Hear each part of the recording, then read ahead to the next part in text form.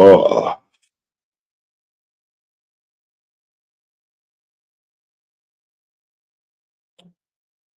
what it do, millionaire 45 saw what up, Northwest?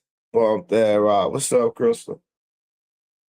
What's up, Tony Hall? Shout out New Level Texas, man. What it do, my nigga Justin? Bump that rock. What's up, Jessica? What's up, Unique?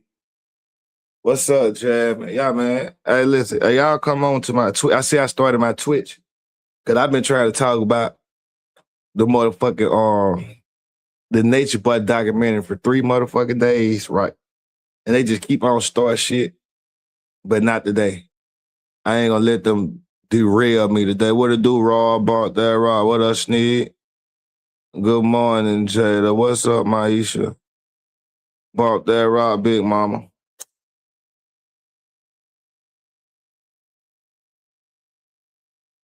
I ain't gonna let them distract me today, guys. Man, hey, brother Dre. Oh, matter of fact, they might distract me. What's up? What's up, brother J Rock? Bro, I been looking for you, brother J Rock. What going on, bro? You got everything straight, brother J Rock? Brother J Rock, you got everything straight, man? Cause I been on your page, man. Yeah, I want it. I already know I want it, Northwest. Shit, what up? I know I want it. Shit. What's up, LaTrussa? About that rock, LaTrussa. What's up? What it do, Rich Homer Rock?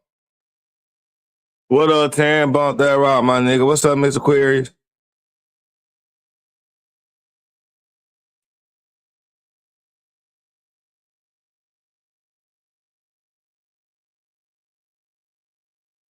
Oh, good, man. What's up, Sassy? Yeah, man, I've been trying to watch we been trying to watch the Nature Boy doc. Oh no, I forget brother J Rock. Hey, brother J Rock. Let me put y'all in brother J Rock bid. I don't know if brother J Rock, he might deleted all that shit off the page.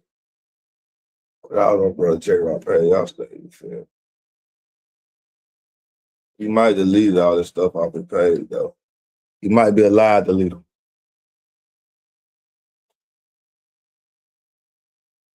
He might be a comment deleter. Yeah, that nigga deleted all that shit, man.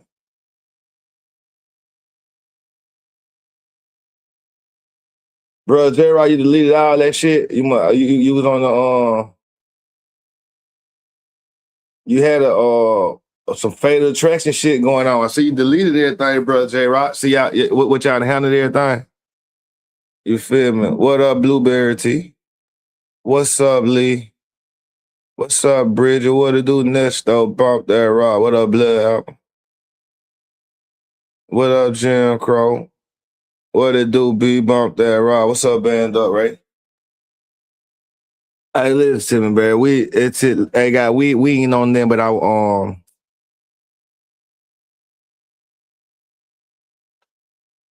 we on our educational documentary journeys and shit. You feel me?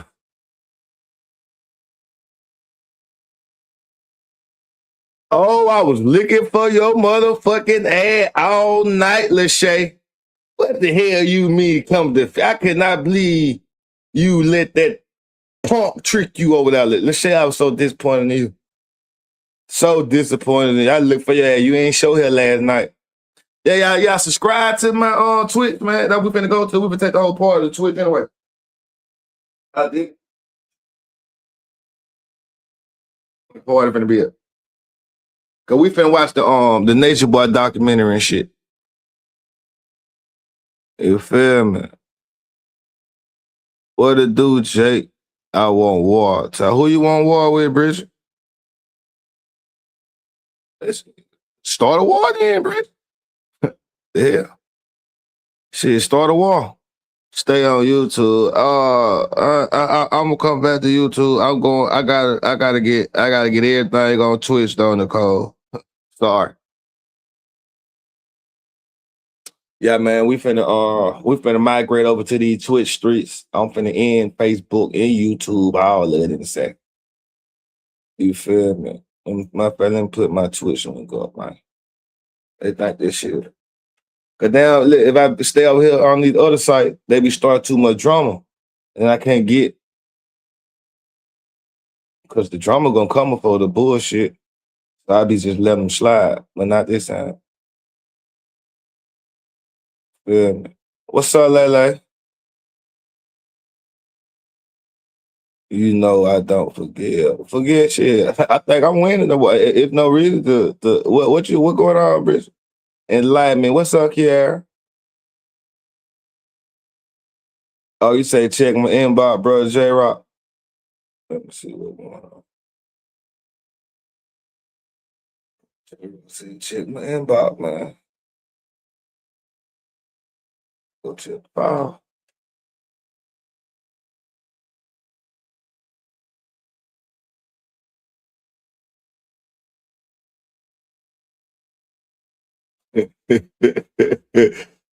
Oh, what the hell? Now, why is y'all? Now, hold up now. Bro, J Rock, who is this woman? Now, why is this woman sending Chrissy lied to you saying, oh, this the type of shit you like? What is going on, bro, J Rock? We might got to get you on over here. Everything still out. Yeah, bro, J Rock. I see I got a whole plethora of files over here. What favorite breed, man, bro? J Rock going through a goddamn a fatal attraction type of shit, man. What's up, Kiara? Shout out to the Henderson, man. Shout out to Aiden and the lady. Hey, bro, Gerald, do the girl have a Facebook page? Let me see. This girl, the goddamn, she done sent the picture of Christian Chris live to brother J Rock. Cause brother J Rock liked it. And she like, so this what you like? Mm. Okay. What's her name, brother J Rock? Then she came in. I have my types. It's many of women's I like or look good to me. Yeah. Well, I hope you get her. Cool. So you can't like a picture, this bitch is going crazy. Well, you making it known the fuck I look like still texting you. I'm at work. Bro, J-Rock, what's this woman name? Does this woman have social media? What to do, Wolfpack?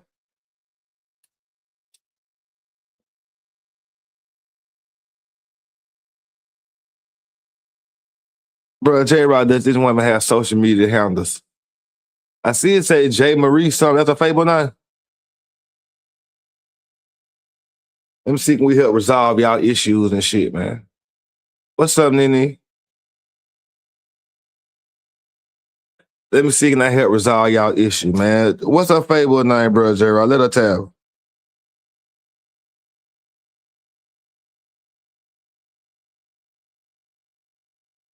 Yeah, she ran a very strict program. Obviously, she ran a strict program. Oh, well, I hope you get them. It ain't that easy. You can't just like a big picture then get them. Trust me, it's not that easy. What else? You say, I'm so fucking disgusted. Well, you can have that passed around from a long time ago. When you find out, don't try to come back around me or start supporting me again. But it's cool. It's war. I can't believe I even thought you were different. Jerica, you like the goddamn picture, brother J Rock? What else we got?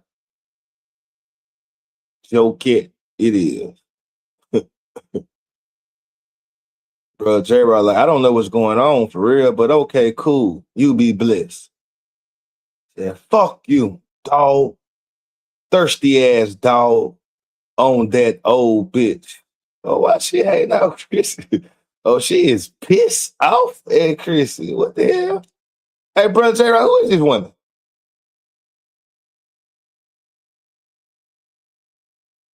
Hey, man, who is this goddamn woman? She is pissed off at Chrissy.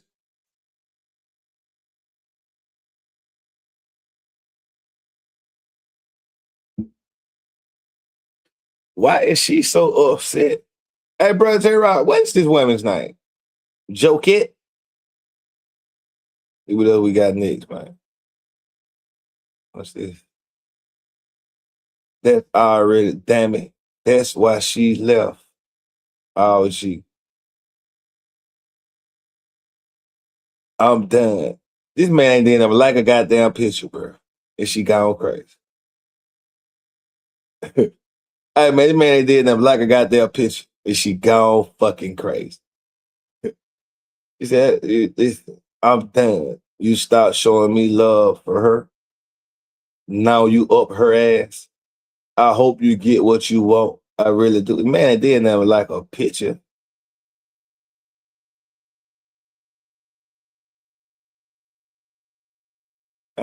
Joquette Marie. Hey man, let's tag. Oh, that you tagging her now. Now let's see can we get Joquette here. Man, hopefully we can work some shit out. Man, 'cause this is some serious shit, man. Cause domestic violence ain't it domestic violence month. Put the purple hearts up. Oh no, it's gay people month. They don't care about domestic violence this month. They just care about the gay people. Domestic violence month ain't even this month.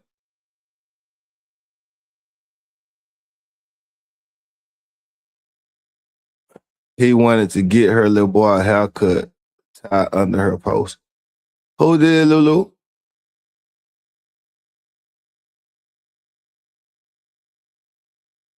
Mm.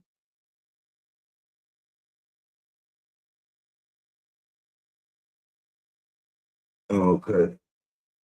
OT. J-Rock beat him today. Bro, J-Rock did that like a goddamn picture, man. No, Christian went live about this? How the fuck I missed all this?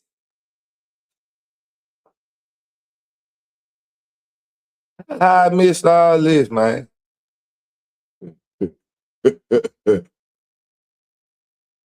She is gone crazy. I know she ain't sending out list. I know they don't know the picture of Chris. It's crazy. Sending all them nice pictures in. Oh, this is old time. Shit, it's new to me, bro. And it's new to all of us too. What up, Jazz? I just sent some more in. All good, brother J-Rock. Goddamn girl got a whole catalog of pictures over here. Joquette Marie. What it is? She even sending in who that is? Fuck you. I don't know who it is she's sending in right here.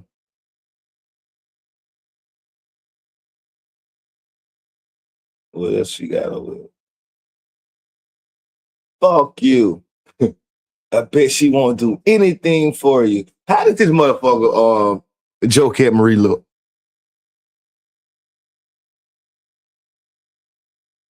Nah, brother J-Rock is Ashley homeboy, but he ain't one of the guys that Ashley did her thing to. Is that what you saying, Bree? He ain't one of them guys, if that's what you're saying.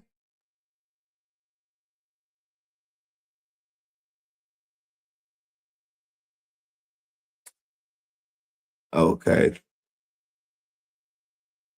You be blessed. Let me see how this woman looks.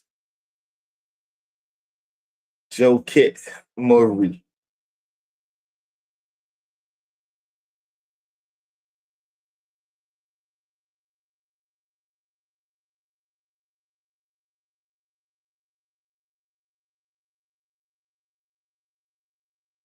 Oh, that's her picture that she got up.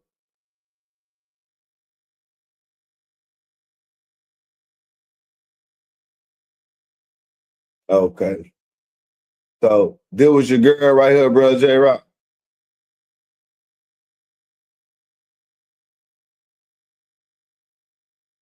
There was your girl. Look at all these thirst ass niggas over here in your girl comments and shit. Okay. This was your girl, bro, J Rock. Okay.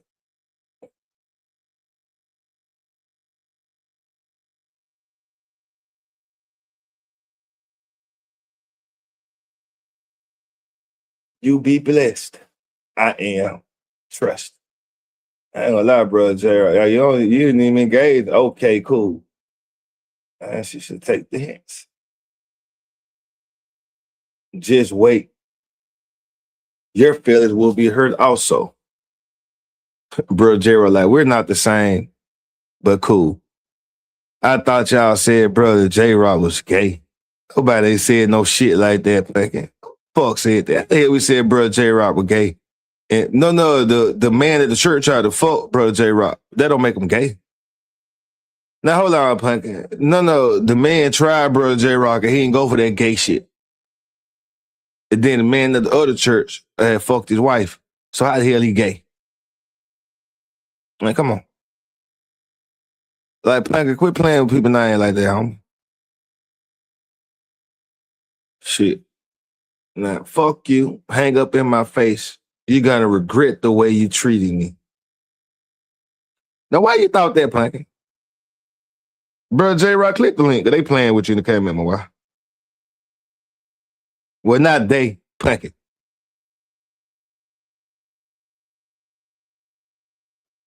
Yeah, the one last night, Lil Trust, or the one I played, unless you did another one. I seen one last night.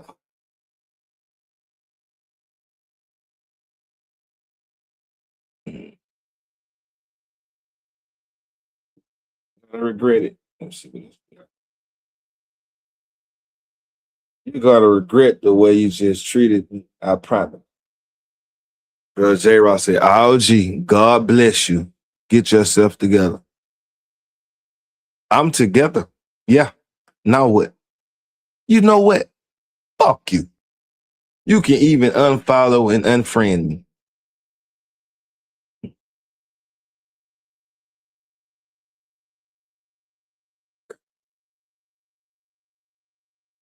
Let's continue. Follow the story. Gang. What it do, gamer? Gamer 309.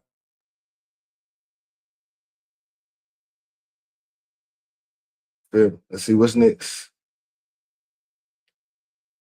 You can even unfollow, unfriend me. The same dude that used to care about my feelings. What the fuck?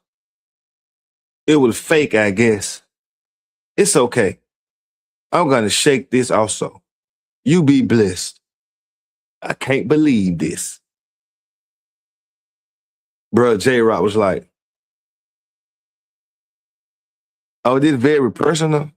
No, Lex, this not personal. Bro, J Rock sent me this to read.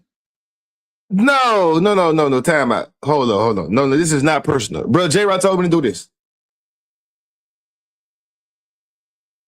Lex, bro, J Rock told me to do this. Now, if anybody is wrong in this situation, it's obviously him.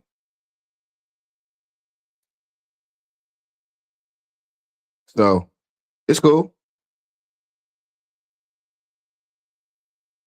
Yeah, it's cool. Like, bro, J Rock said, man, read this shit. So, ain't that person? The person involved is right here. So, it's cool. Let's see what's next. Hey, I'm not doing this stuff with you over and over again, Jennifer. I'm done. Been done. I want the best and better. You haven't given me that. Shit. Bro, J-Rod talking to the hoes. You haven't given me, I want what's best and what's better. You ain't gave me that. So yeah, it's nothing else to say. You be blessed. Take care. Talk your shit, bro, J-Rod. The girl said I had to make myself better first. But now that I am, I'm cool. She said she better though, bro, J-Rod. So have a great life. That bitch ain't better. That bitch ain't. That's probably it. Do we have more messages? Okay. We do.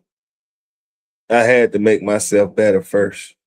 Now that I am cool, so have a great life. That bitch ain't what she saying ain't, but no, she mean ain't better than me. The fuck with the laughing faces. You will see. Goddamn woman is crazy.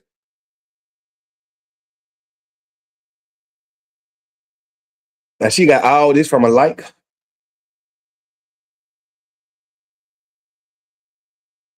I want to now, bro. Oh, she got more. Oh, this the Nina Loretta shit. Oh, okay. This all. Okay. This the Queen B Nina Loretta shit. Oh man, that's all we had on that. I don't know if we can get what's her name?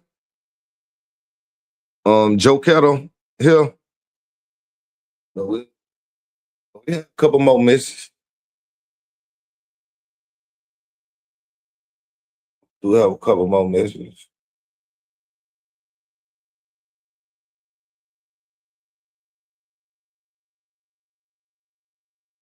Now we hear from Brother J Rock. This Brother J Rock words right here.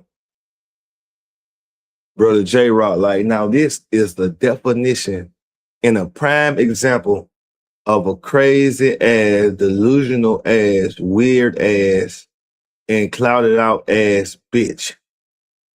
Okay, the Holy Spirit is gone from that one. Well, I call them bitches and everything. Praise be to God. That don't know how to take no for an answer. And the crazy ass bitch that keep harassing, carrying on and on that dumb ass, stupid ass shit. Don't know how to leave me alone. When I made it clear to that hoe that we is done. It's over, bitch. Move the fuck on, hoe. Get a real life, bitch. You don't have nothing for me, hoe. I quitted you, bitch. I quitted you. Okay. You got whole double standards lifestyle, fucking with all them granddaddy ass niggas, sugar poppers. Bitch, you sad hoe. No, she tricking, bro. J-Rock. She was tricking. J-Rock, like, I can't make this shit up, y'all. And then she wrote Brother J-Rock. She was like, fuck you, hoe. The city wants me. Dumbass. I'm just not fucking. Now bye before I pull up, bitch. Call me out my name one more time. Bitch, you ain't shit to me, hoe. Oh, well, how the fuck? Oh, he meant hoe. You ain't shit to me, hoe. The fuck? Who I supposed to be scared of? Leave me alone, bitch. Go get a life somewhere. You the one just mad. Okay. What's up, sugar? He was, I mean, I believe he no pastor, no goddamn Mo man, make cussing like that. We both found that in real time that he's not a pastor, no Mo man. God damn, we found that in real time. Obviously not. Stop texting me. But don't worry, it's coming when you least expect it to. Hoe ass nigga.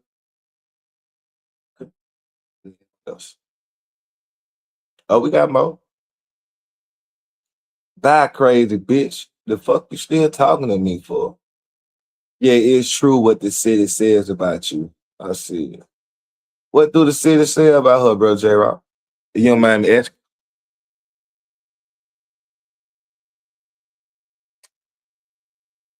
If it's not too much to ask, what do city be saying about her? Do y'all know?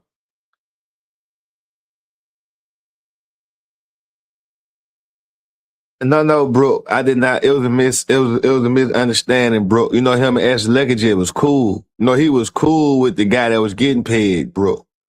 Bro, J-Rock was not the pegger or the peggy. He just know him. Oh, somebody inboxed him. What somebody inboxed and told him? Oh, that be so good. I got to go on this side. Somebody inboxed. Jose Poe said, you stole all my attention. Truly gorgeous. I love to be in your world. Now she done left this nigga on red and posted his message. Better reply to me. Post my message left on red. Hey, now listen. Oh, she's sending him niggas inboxing her. That nigga want her. And she like, I'm bigger than you think, bitch. Fuck you, hoe. The city wants me, dumbass. Oh, okay. Now I'm quite sure Jose Poe I ain't want to be all over the goddamn internet with his goddamn inbox and shit. But here we are.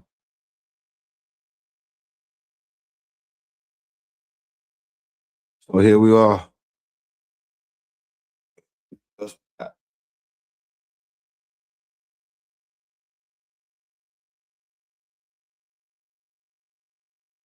You left alone, dog. Brother J-Rock said, I told you I'm done with you. We finished. You fumbled a good one. Have a nice night. Boy, bye. If I recall, I told you I wasn't ready. Oh look, now, brother J Rock. Now you can't. Hold up, now, brother J Rock. Now you were trying to force her to be your girl. She just wanted the vibe. She just was trying to vibe, brother J Rock. You can't. You trying to force a relationship on a girl now, brother J Rock. It seems like, hold up now, brother J Rock. You leaving some stuff out. Now what she wasn't ready for, brother J Rock? A relationship, and you was.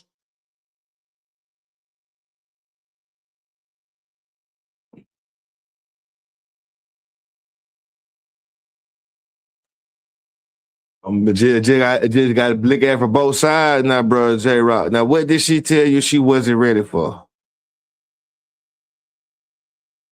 And what do you mean she was creeping off with old men on you?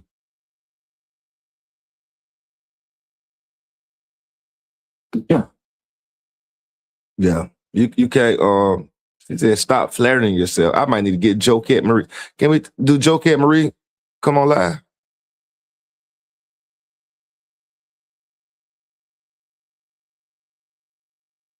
She did send him a message saying she's not fucking him. I mean, J Rock already fucked her.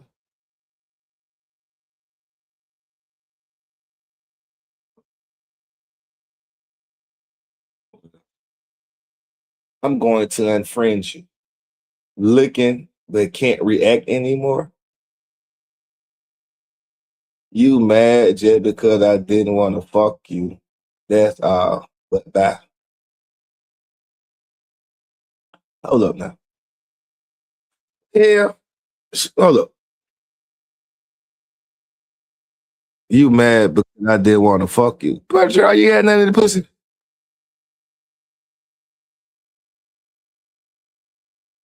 Yeah, she probably meant the game. Definitely probably meant the game. Yeah. Hey, Ty. What up, baby Diz? My cooling. This is wow. Then she changed the theme to the Devil Wears Prada. Two. Oh, he said go to the comments. Go to the comments. He was like, how? God damn, bro. Okay.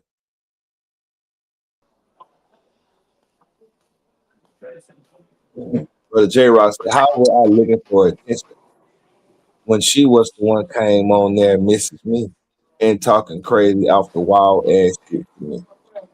Oh,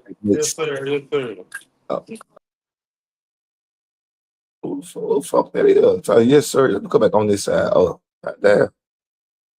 Fuck up. Yeah, brother J Rock wrote a whole list of the reason he stopped fucking with her. Number one, he stopped fucking with her. She's in her feelings. Okay. And number two, I exposed her fake ass. And she was putting different bodies on me with women's brother. If you just put women, you don't got women is plural women's. But I get what you're saying though. With women's, I've never once talked to her, and I've ever had any dealings in relation with before. And she's mad about that too. Okay. And number three, his biggest regret is when I fucked that hoe one time, and that was months ago. Mm. Oh, you only had sex with her one time months ago. And the hold on now, bro. He went back. And the number one, now they probably reading number four. But he said, in the number one main reason I stopped fucking with her, she was jealous. She was selfish as fuck. And was trying to get me to turn my back on Queen B. And Q, she tried to go against the game. Man, we finna blow up. Oh yeah, she was doing too much. QB guy retire and be all about her. Those were in her own words. Now those are facts too. Snake, bitch. You mean retire? What money you made, brother J Rock? The Ashley looked and said, "Whoa, little Libra, what you got going on? You see it." See, I have Ashley Luggett, they just cool guys. Oh, Chris said that lady crazy. And tell her that the spam page that's writing her before she fuck around and get sex trafficked. Right.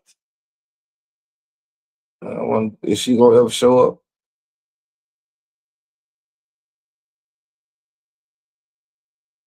Paris Carter said, "I don't know. Seems like you were looking for attention first. Why you double misses on the first one if you was done?" Yeah, I feel what they were saying because you did write a message and then you wrote back like weird ass. You feel me? Yes, this is public records. Breed this on the fucking internet. I did not. I'm gonna tell y'all the funniest shit in the world. Hold on. Hey, listen. I'll show you. I seen it right here. Man, I thought this shit was so fucking funny. Because that's the first thing that came to my goddamn mind too. You don't write no shit like this. Hey, listen. But it's the first thing that came to my mind too. I wanted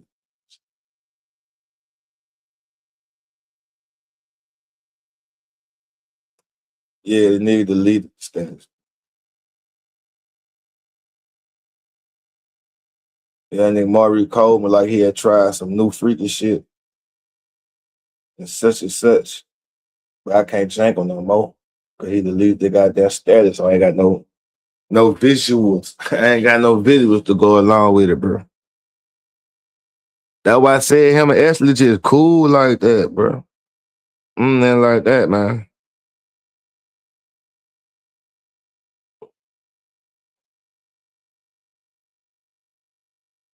I hate y'all broke up though, bro. J-Rock. How long y'all was together? I mean, I only had sex them one time. Y'all couldn't been together too long. So y'all couldn't been together too motherfucker long. Y'all done dated them once. Hey, but anyway, yeah, we did get a little sidetrack with brother J Rock. Shout out to brother J Rock. But we are here to watch. We here to go over the Nature Boy documentary and shit, man. So y'all come on over to the Twitch streets, man, because we doing us a little content for a little minute, man. We finna see what's going on over here in the Nature Boy Code. So here go the link right here. Man. If y'all interested in some shit, y'all can come to Twitch. They go to Twitch link right there. If this interests y'all. But yeah, y'all see the Twitch link, man. Y'all pull up over there on Twitch. Pull up over there on Twitch. So listen, if you're on YouTube, I need you to pull up on Twitch also. Y'all just click the link. Because I am finna end Facebook and YouTube. Cause we finna watch we finna fuck out with the Nation Bar documentary and shit. You got two clients. Oh, you good? Cause I'm using all your inbox. I'm using all your messages anyway. Cause so it's like you'll be a part of it. Yeah, I'm playing out a video you sent me anyway. Cause so it's like you'll be a part of it, man. Y'all come on through, man. We have unfortunately we got to get off Facebook. We have to get off Facebook. But if you're on YouTube, you can be on YouTube. My YouTube is gonna be a members only though. So you can come over there too if you're a member.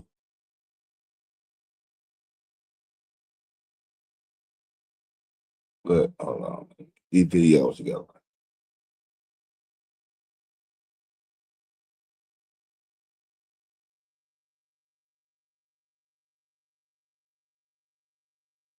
Yeah, while I'm getting the videos together, y'all can be clicking on the Twitch link. Yeah, everybody help everybody.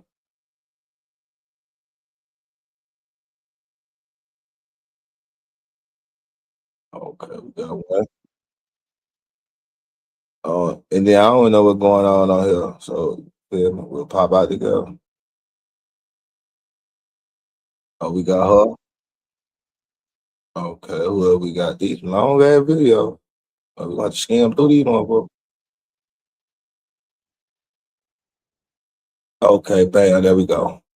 Got the videos and shit together. We got the videos and shit together, man. But yeah, now we got the Facebook and YouTube, man. Y'all come over here and fuck with me. All right, Facebook. Get y'all later. Right. And YouTube, y'all gotta go to. Get y'all a little later. Damn, I ain't got but 8 people. You know matter. 8 people is the goddamn crowd. Hey, listen, okay. Now listen to me, guys. Yeah, man, we finna goddamn see where we're going. But see that I ain't talking about. I gotta wait till I get more than 8 people. You feel what? Oh, the dog. What dog you done made it through in the solid. Now I got 10 people. That's enough. Shit, that's 2 more. Now listen to me. Now do y'all know? Oh, let me get y'all. Let me go get a little brief rundown. Yeah, of what's going on over there in the streets.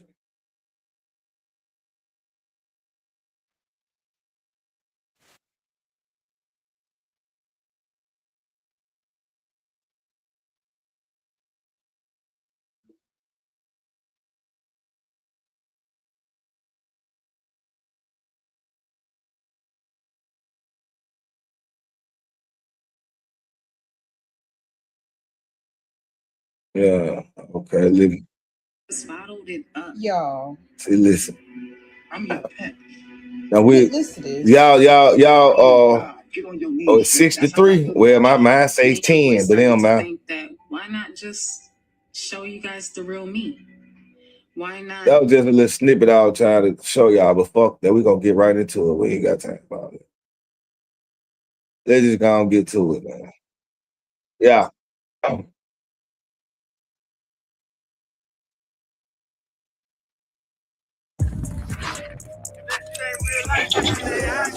It ain't real life. Seeing my grandma, which Real life.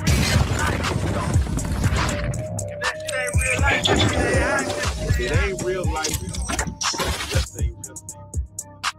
Real life street stars. You know what time it is. Real life street stars. Man, we have a very, very special situation here. We have the Velvet,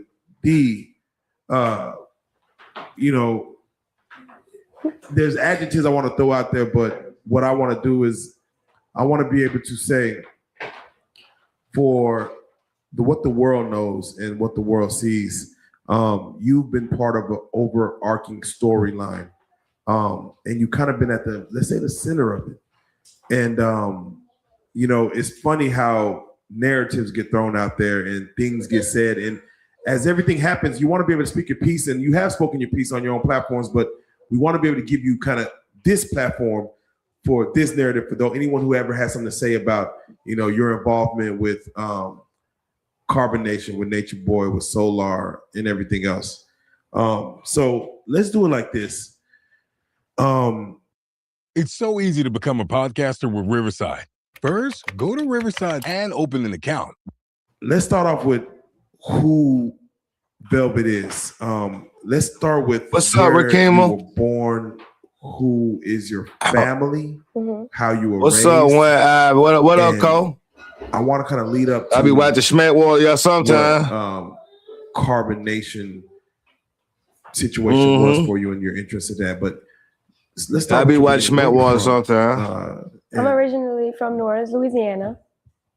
I'm currently 25. Actually, I'm 26. Just made 26 in February. Happy birthday. Thank you. That's new for me, right? Yeah, you're over a milestone now. You're like, I don't know what they consider 26, but you're at that point past 25. Exactly. Which I've, matured, over time. But living in New Orleans was pretty crazy. And it was not my vibe. The way that I grew up in my childhood. Self-proclaimed cult leader Eligio Bishop, also known as Nature Boy, was sentenced to life without the possibility of parole, plus 10 years for rape, unlawful restraint, and 3 counts of revenge porn. The trial took place in Atlanta, Georgia, and lasted a week. It took the jury less than 8 hours to return a guilty verdict. Eligio Bishop guilty on all counts. Eligio Bishop has just been found guilty of rape, false imprisonment, and posting revenge porn online. The DeKalb County judge issued the maximum sentence, sending Bishop to prison for life. This unbiased and detailed documentary series will chronicle the full story of Nature Boy, from his birth in Harlem to the leader of Carbonation, his spiritual cult that traveled throughout Central America. The story is quite intriguing. Some say Nature Boy had them all in the house his karma, doing prayers and shit. Judge.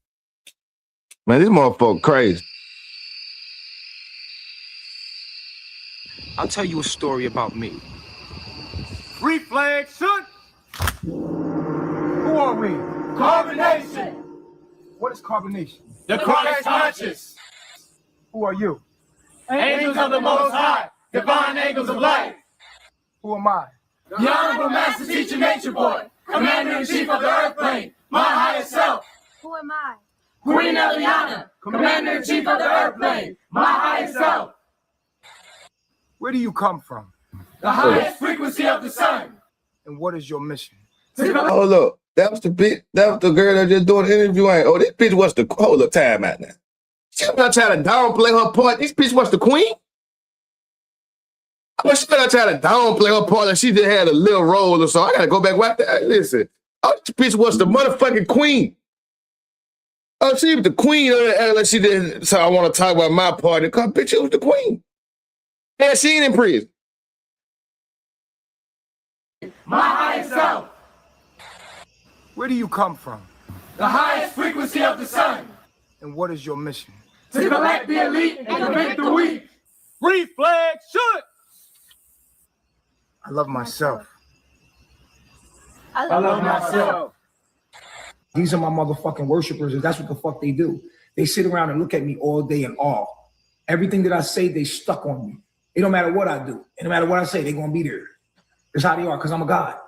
I'm a real God in real life. These people is my slaves, bro. Are these the best servants that the African American people have to offer? No.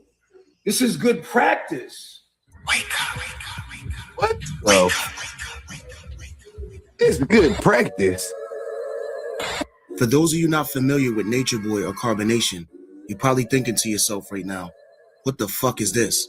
To get a full understanding and a detailed answer to that question, we have to start the story in Harlem in the year 1982. New York's Harlem, the nation's largest black ghetto, its worst slum, and perhaps its largest breeding ground for crime on the streets. That bitch-ass white boy describe Harlem like that. I emerged from that.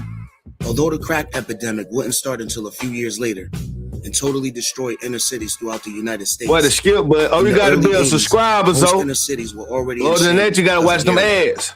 Harlem at the time was the epicenter of. Gotta be a subscriber. And had been for decades. In just this 1 square mile of Harlem, police estimate that 20,000 of the 80,000 who live here, 1 out of every 4, are heroin addicts and therefore muggers, purse snatchers, shoplifters. Man, come on, listen. Harlem was a stomping ground of numerous drug kingpins. How them white folks to just get on the news and say them shit that poke and make it fucking true. Oh, in Harlem, bro, 1 out of 4 people on heroin. Man, that's the propaganda that gets this spread that bullshit as disparity to black people. The white man is putting his voice on it. Fuck, nigga, you ain't been out there to know what the fuck going on. 1 out of every 4 people in Harlem is on heroin. Man, shut the fuck up. Just making up these weird ass stats and shit. That made millions off of heroin, such as Bumpy Johnson, Pee Wee Kirkland, Nicky Barnes, and Guy Fisher, just to name a few. Throughout the 70s, a 7-man group known as the Council, led by Nicky Barnes, controlled the heroin trade. Harlem was their home base. The Council would distribute heroin to multiple cities throughout the U.S. and generate millions of dollars. Nicky had been dubbed Mr. Untouchable by the media after successfully beating multiple charges and arrests throughout that era. In June of 1977, Nicky Barnes appeared on the front page of the New York Times. This would prove to be his downfall. Former President Jimmy Carter read the article and ordered the Department of Justice to aggressively prosecute Nicky. In January of 1978, just 7 months after the New York Times cover, Nicky would be sentenced to life without parole. Guy Fisher, along with other council members, would take over the operation once Nicky was sentenced. Shout out my boy Guy Fisher. No, Guy Fisher's on Apollo. To purchase the world-renowned Apollo Theater. Told y'all. Yeah, dude. He told on everybody, man. That nigga Boy told on everybody, man. You know, Guy Fisher was balling. Nigga Boy went to hating. He ain't like that shit. He would make history by being the first black person to own it. By 1982, the council was responsible for the majority of heroin across the entire eastern seaboard. But the council's deadly grip on the heroin trade wouldn't last long. After Nicky learned Guy Fisher was involved in a sexual relationship with one of his girlfriends, I always be the hoe. he decided to turn. What you got to do with Nature Boy? Tell me what it is you have in mind. I'm a friend of mine that was supposed to be doing things, you know. Yeah. And well, they're doing things against me, really. And I have no way to reach out to get to them, and I want to get back at them, really. That's my problem, really. As a result of Nicky turning informant, Guy Fisher, along with multiple members of the council and many of their associates, were arrested and charged with multiple offenses from drugs to murder. Former associates of Harlem drug king Leroy Nicky Barnes charged today with narcotics conspiracy and 6 murders. As Jim Van Sickle learned, the man behind the charges is none other than Barnes himself. Guy Fisher will ultimately be sentenced to life in prison without the possibility of parole. 8 years ago, Nick was the scum of the earth in terms of court, being in the courtroom. And then 3 years ago, he became Robin Hood because he was telling. Guy was served nearly 4 decades in federal prison before having his sentence overturned. He was released in 2020. On April 13th, 1982, a public hearing was held to designate the Apollo Theater as a historical landmark. Just a few weeks later, on April 29th, and just a short distance away from the Apollo, in New York's Presbyterian Hospital, Eligio Prada, aka Nature Boy, was born. He would be born addicted to heroin that had most likely been pushed into the streets of Harlem by members of the council. Nature Boy was the fourth of 5 children born to his mother, Patricia Covington. She gave him the nickname Lee when he was a baby. That's my mom, and that's my dad, yeah. And that's me as a baby. His father, Eligio Prada Sr., would die from a heart attack soon after this picture was taken. At the time of Nature Boy's birth, him and his family lived in East Harlem's Wagner Projects on 10 Palladino Avenue, apartment 10E. Nature Boy was too young to remember Wagner, but his sister Nisha, who's older than him by 7 years, would later explain what life was like in the projects back then. It was a lot of memories, I could tell you that much. Not all good memories, but it was a lot of good memories. It was good memories there. A few months before Nature Boy's second birthday, him and his siblings were taken into state custody for neglect because of his mother's drug abuse. Within the next year, his mother would die from an overdose. My mom died when I was 2 years old. I wasn't able to get to know her nor understand or remember her. My mom passed in 84. Right before my mom died, we were all taken away. She was street. That's why she died so young. She died at 33. You can't be doing nothing but the street if you're dying at 33. I don't care what my mother was doing or what she did or what she ever did or where she ever came up short. I would never disrespect her, even down to this day right here, if she was alive. After his mother died, Nature Boy and his siblings would become wards of the state. Him and his little brother Leo would stay together, while the rest of the siblings would be split up. Nature Boy's rough start at life would prove to be the catalyst of a series of unfortunate events that would end up molding him into the troubled and unstable adult that he would become in the future. See, it's all about perspective. After, like, what the fuck is he trying to goddamn paint this picture to make us sympathize with Nature Boy or something? Trying to say, oh, he didn't have no choice but to act like this. Like, what the fuck is this nigga talking about? I don't like where he going with his documentary style shit. Get to the good shit, nigga. You pissing me off. Being separated from their siblings, Nature Boy and Leo will begin their long journey through the New York City foster system. On the foster home, that's all I remember. And his ass is right next to me. By the time Nature Boy and Leo were around 7 or 8 years old, they were repeatedly getting kicked out of foster homes for constantly fighting. The state had no choice but to separate them. So I kind of remember there was always a competition with him and me. They separated us. After Nature Boy was separated from his brother, He was sent to a foster home in Queens that was headed by a couple named Mr. and Mrs. Pope. It was around this time that he began exploring his sexuality. He stated that he began humping boys and girls whenever he got the chance. He would even admit to engaging in a sexual act with an animal. As a child, Humping boys and girls. What did we heard? We heard that. That sounded like $20 saying the Bible humping her. He been now he lives. Oh yeah, he was just gay. I ain't gonna lie, I let a dog lick my penis, and it A felt dog? good, and I don't regret it either, because at the time, as a child, I ain't gonna lie, I let a dog lick my penis, and it felt good, and I don't regret it either. That man got head from a fucking dog. What if he would have fucking did it? Man, what the fuck? Come on, bro. Oh, man. What the fuck, man? Time, it made me feel good. Nature Boy would later share stories of being sexually abused and also being forced to engage in sexual acts with other foster children, while Mr. Pope would take pictures. I'm sad that Man, Mr. Pope was sick motherfucker.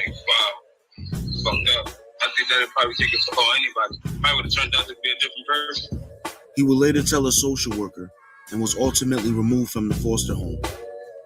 Nature Boy would be reunited with his brother, and together they lived in this building in Patterson Projects in the Bronx with a foster mother named Miss Dukes. EVE Online on Mac immerses you in a universe with thousands of star systems. Sometime between the years of 1989 and 1993, Nature Boy and Leo were both adopted by the Bishops, a middle-class couple in Willingboro, New Jersey. They lived in this house on Evergreen Drive. Both of us got adopted, so our last names changed. So all of a sudden, both our last names from Bishop. We had 2 fruit trees in the backyard. Check that out. So we was back in the back. I was trying to tell you. And fuck that dog. That dog could have prevented all of this. It was a gay dog, too. A straight dog would have beat his shit off. Well, with Gotti or somebody. You feel me? But yeah, fuck that dog, too. If that dog would have finished the job then, this shit would have happened now. Climbing those trees, eating fruit all day. Although the Bishops were financially well off, Nature Boy would later recall being denied the simplest things while living in their household. They wouldn't let us use a washing machine. I had to wash my clothes by hand. She He's wouldn't let me 7 have years lights old. in my room. Like there was no light in my room. It was just a dresser, darkness.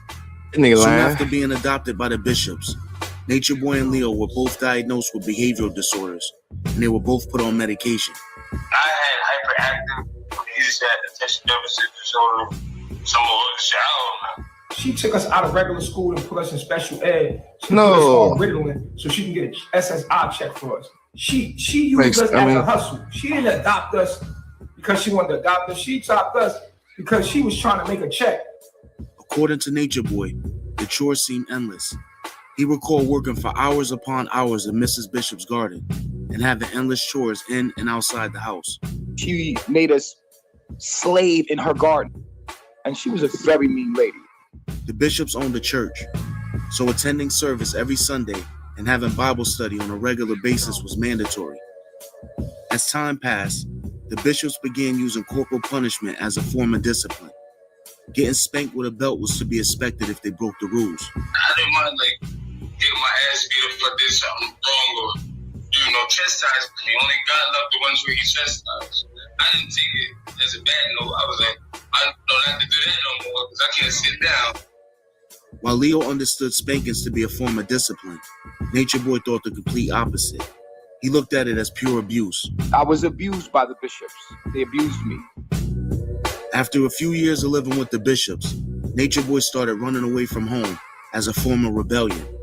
Soon he began getting arrested for breaking into cars and houses with friends from his neighborhood. I got locked up for robbery, burglary, breaking the entry. Nigga, I got locked up for everything. Nigga, I don't know what I was locked up for. I was so young, I was committing so many crimes. At the age of 14, Nature Boy was ultimately sentenced as a juvenile to serve 5 years incarceration. They told me I had 5 years, but to me, that seemed like a lifetime. He would first be sent here to Long goddamn Jamesburg time. Detention Center, where he would stay until just after his 16th birthday. He then was sent to another facility where he would stay for another 2 years. I just wanted to die. Try to slice my wrist, try to kill myself, like everything. I remember hanging myself. I hung myself in my cell. After multiple threats and attempts to commit suicide, they transferred him to a mental institution. I was in that bitch for 6 months. Every 2 months I had to go to court. I went to court 3 times. And the judge kept saying, look, if he ain't on no medication, then we can't keep him here. It was around this time that Nature Boy would ultimately track down his sister Nisha. I got a call and he was like, it's her, it's my sister. Yeah, it's no, my I don't sister. feel sorry for his ass, sis. You all my life, I was looking for you. And I found you. Yes, you did. He was also able to get in contact with his older sister Tanya. Tanya was like, yo. Yeah, I know the crazy, weird shit this nigga doing. Peter Pan ain't had no goddamn parents. He turned out fine. You feel me? He gonna use that for no goddamn excuse to be no goddamn crazy motherfucker. Goddamn man is psychotic, gay as a motherfucker, weird as fuck. Nah, Peter Pan turned out just fine. He ain't gonna use that for no excuse. Hey, yo, she was one of the niggas. My older sister Tanya, she was one of the niggas like, yo. Through Tanya, he was able to find out his older brother Demetrius, also known as Bam, was currently serving time in a New York State prison. In 2001, soon after his 19th birthday, Nature Boy was released and ended up moving back in with the Bishops. But after an argument, they kicked him out. They didn't give a fuck about me. I was on my own. Nature Boy would bounce from house to house, living with friends in Willingboro, until moving to Philly in late 2001. Oh, he went to Philly and turned He lived with crazy. a friend on this block, 27th and Tasker in South Philly. Went to He worked as a Cassidy in them security hood. guard What for a Meek few Mill and months them was it? until he decided to join the They army. were big as fuck. I didn't think went to the army. Discharged his ass. He was trying to pick that we didn't go to the army. I'm not going to nobody's army. Not here. According to Nature Boy, he was honorably discharged once they found out he had a history of mental illness. I was kind of lucky, bro. Get your crazy ass up out of I here. didn't have to go to war because they were sending niggas straight from their duty stations right to Iraq. My fellow citizens, at this hour, American and coalition forces are in the early stages of military operations. Ain't gonna lie, bro. Man, look how old 2003 look, bro. Bro, this look like so back in the day, bro. This shit say 2003. Man, I thought, man, look how old this footage is. God damn. 2003 wasn't that long ago. Yeah. Man, I thought this was some old footage. Man, this shit say 2003. Well, y'all old, guys. Yeah, y'all getting old. To disarm Iraq, to free its people, and to defend the world. Shit from looks so grave danger. throwback. After narrowly avoiding going to war in Iraq, Nature Boy would move back to Philly with his friend before enrolling in Job Corps in Maryland. During his time in Job Corps, his friend in Philly was found murdered in his house. Somebody killed him in a tub. Somebody and I killed used to him. live in the same house. Man, you killed him. Somebody ran up in this shit and killed him. Philadelphia police are investigating a homicide. Police returned to the scene today searching for Horrible, evidence. but, man, he far, did no it. suspect information. No suspect. Or any arrests. Man, Nature Boy would did leave that shit. Job Corps soon after the death of his friend. He Man, linked up with oh, his brother look, Leo, and the two of them will ultimately travel. Man, obviously Nature Boy murdered that man. The fuck with it. Obviously he murdered that goddamn man. Like, what are we talking about? Talking about no suspects were ever found because y'all let the goddamn suspect move. Went out of town. The hell, like, come on, man. Now listen, they could avoid it again. That shit is crazy, bro. They could have saved so many lives, people being affected by this shit, but let again, they let us down. First the dog, now the pigs. Go to New York to live with their sister Nisha. He went and got Leo and they both came to my house. I was living in the Bronx on Meshuggah Parkway. Nature Boy and Leo would live with Nisha for a few months until an argument resulted in them leaving her house. One day I came from work and Lee came in and told Leo, get your shit, we out of here. Have you ever seen a game where Nah, she leaving somebody. It don't make sense. Nature leaving somebody. They Nature headed to leaving Augusta, somebody. Georgia to live with their older sister Tanya. Nature Boy quickly landed a job at the slaughterhouse, where he worked 12-hour shifts, 6 days a week. Over the course of time, Nature Boy and Tanya began to clash, and after a physical altercation, Tanya kicked him out. They had a Nature Boy, a disagreement, motherfucker. but he punched Tanya in the face. Ooh, Then that's how they kind of fell out. a Leo disagreement. stayed living with Tanya as Fuck. Nature Boy found himself homeless. He lived on the streets of Augusta. Got that way. Listen, that's a hell of a way to describe a disagreement getting punched in the face. Like, I would say that's a little more than a disagreement. And Nature Boy, fresh out, he was big as fuck too. To punch this lady and that shit. Got that right, he got to be homeless. For a few my weeks, head to stand my until he shit. got in touch with an old friend from Philly. He learned his friend had recently moved to Atlanta, and the friend urged him to come stay with him.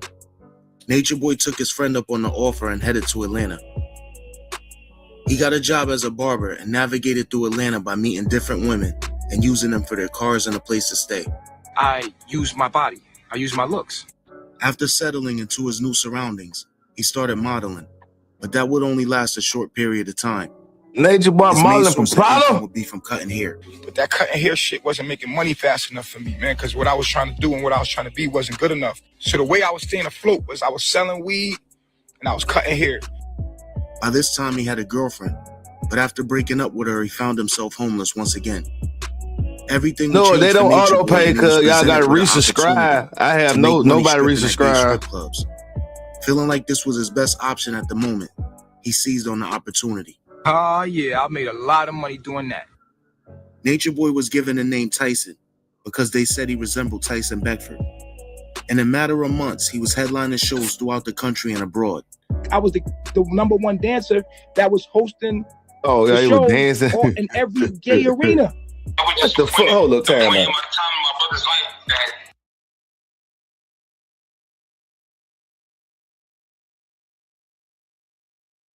Hold up.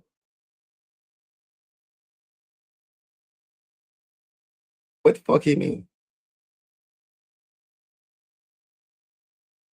Like, what, like, hold up. Hold up. That's what I'm trying to tell you. I thought, when is he gonna get the he's a god part? Like, what the fuck is all this gay shit he doing? Now, why I'm quite sure he don't want this in his goddamn documentary. Like, I'm quite sure Nature Boy, if he had anything to say so over there, he would have told them to skip over this goddamn part right here. Now, what the fuck was he even talking to?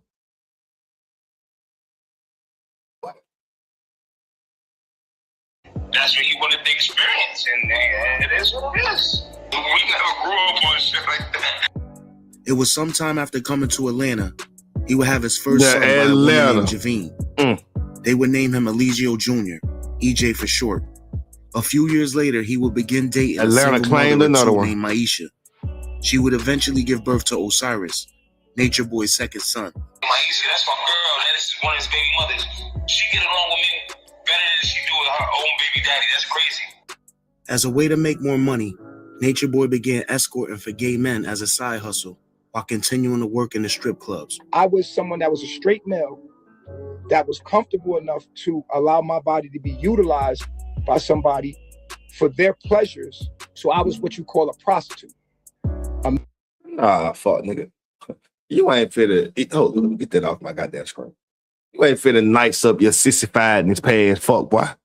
Ain't shit straight. Nah, bitch ass. You ain't finna nicify your gayness. You was a faggot. Nah, homie. Nigga, you a sissy.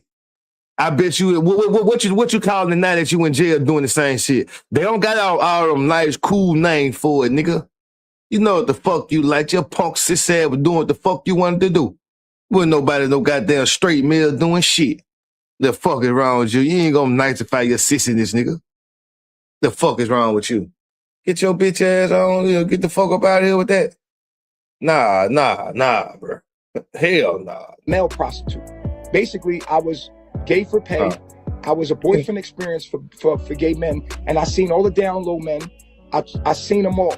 It was sometime during his first few months in Atlanta that Nature Boy was starring a gay porno. A gay porno? What the fuck is he even talking about then, bro?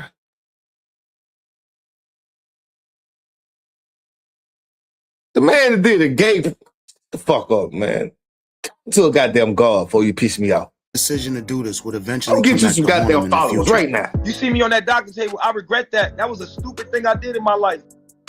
Nature Boy would later state he had always been attracted to transsexuals, but never had sex with one until he started working as a stripper. Man, this nigga living all the Attracted to lifestyle. Transsexuals because they're more women than the women that we have. And I'm being honest with myself. When I seen them in the club, I had an experience with one.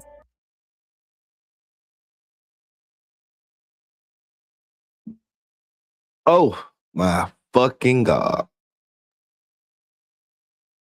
Oh my fucking God. Man, that man dang. Hold up, time out. He didn't say that. But he did, because I heard him. Listen. What the fuck? Hey man. I swear to God, mama, that is probably the stupidest shit I have ever fucking heard, hands down, bar none. Like, man, that is the dumbest. Man, I know they'd having time with him in prison. Man, they'd having time with this nigga in prison. Attracted to transsexuals, but never had sex with one until he started working as a stripper.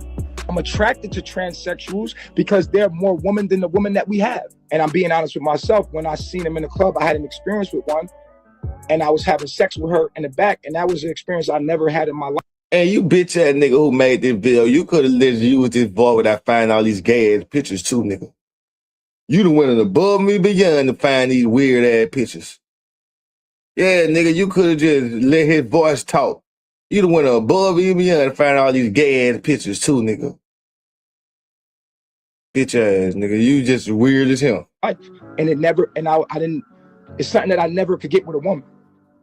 As Nature Boy got deeper into the stripper lifestyle, he began to drink heavily and would become physically abusive towards Maisha whenever he got drunk. As time went on, the abuse got more severe. I'm a gorilla, I'm a motherfucking beast. Ask Maisha. Go talk to her. He don't like pussy. One of the worst incidents he don't like pussy towards Maisha was when they got into an argument at a nightclub. Maisha left the club and went home.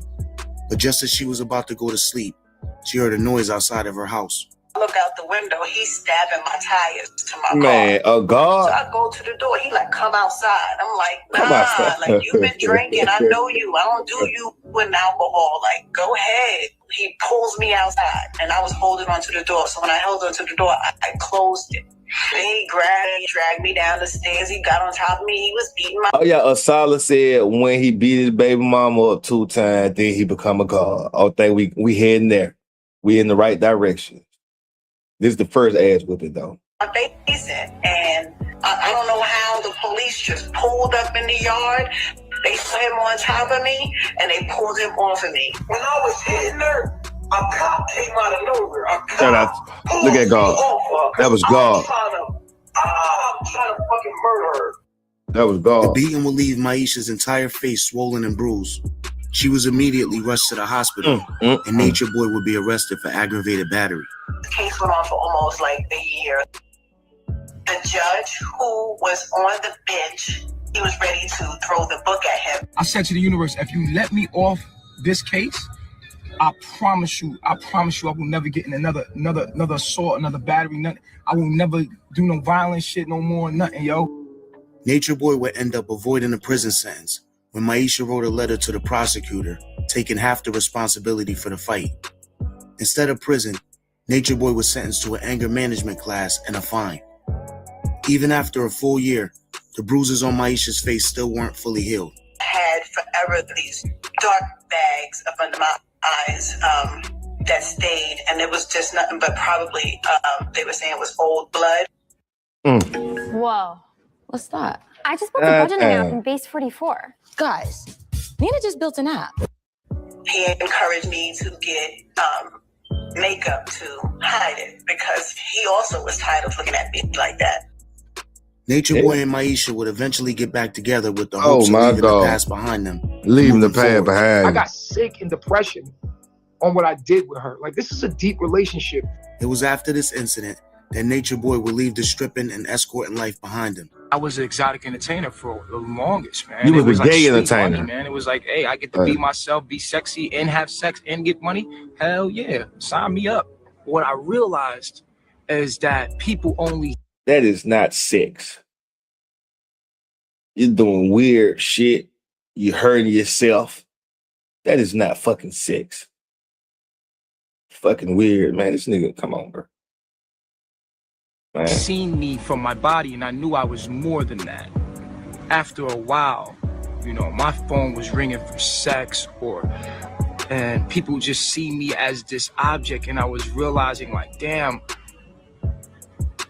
why am I using my body to make money? I literally was using my body to make money. It drained me. It taught me a lot about sexuality, though. Nature Boy ended up going to school to obtain his barber's license. Oh, he cares a When people motherfucker. was in school with me, they was like, man, what barbershop you going to work at? I never thought to go work at a barbershop. I always thought when I got my barber license, it was for me to go get my own barbershop. Having been around the gay strip club scene for 10 years, he knew almost everybody in those circles. He printed out business cards and handed them out at numerous gay clubs around Atlanta. Gay people like their haircut, so I marketed to them because they like to get their haircut more than anything. He would also get customers by hanging out in local hotel bars where most tourists hung out. Before you know it, I was charging $40, $50 for a haircut. I rented me a room. I bought me a barber chair, and I said, this is going to be my little barbershop. You know what I'm saying? And this is going to be Bishop's HD Cuts right here. You get an appointment for an hour. You get in the chair. It was professional. All my equipment was clean. I was licensed. I was getting $50, $60 a cut. I had 40 clients, $50, $60 a cut. Of course, I was cute, so I flirted with them. Oh, yeah, he definitely gay. Out of Nature Boy's 40 or so clients, a few of them had been his previous customers from when he was an escort. One of those customers was a man by the name of Dr. Mike Brown. Mike was the president of a theological seminary and also a world-renowned biblical scholar. So, oh my God. The Holy Spirit isn't already. Hold the fuck up.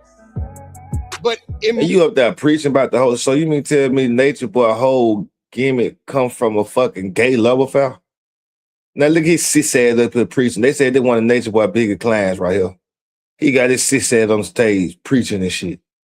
So the whole, man, this shit is crazy. This shit is built off a gay love sprint, man. Mortality is a not yet. Throughout the years, Mike and Nature Boy had become extremely close. In fact, they had become so close that Mike added Nature Boy to his bank account and gave him a $3,000 a month allowance. Although Nature Boy never confirmed the rumors, many people speculated that him and Mike Brown were actually a gay couple. Of course. I saw it. My own Speculated. self, I think they was really pretty close from my standpoint. From outside looking in, it was pretty tight, closer than me and him should have been. Like, so I was like, yeah, let's turn up with them. In late 2013, seeing how serious Nature Boy was about wanting to open up a barbershop, Mike offered him the money to open one. He's like, how much do you think you would need? I said, yo, 25. Why just need to go to Atlanta? Would be good. He was like, okay, get me a business plan. Nature Boy got a business plan written up and found a location. After a few months of remodeling, Bishop's HD Cuts officially opened its doors for business on June 21st, 2014. Nature Boy hired a team of talented barbers and hired a hairdresser for the women. Within months of opening the shop, it was showing signs of becoming a success. Not too long after it opened, Leo made his way to Atlanta to link up with Nature Boy. I was living in the back of the shop, sweeping up here for tips and Man, Leo came and fucked up the barbershop. Nature Boy never really gave Leo a reason why, but he told him he didn't want him cutting hair in the shop.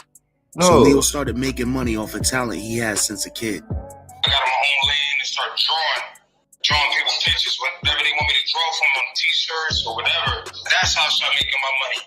By the end of 2014, Nature Boy's personal outlook on life began to evolve. He yearned to leave Atlanta and live life closer to nature. I've always been someone that was speaking knowledge and information, you know, and so I met people that I could intellectually speak with.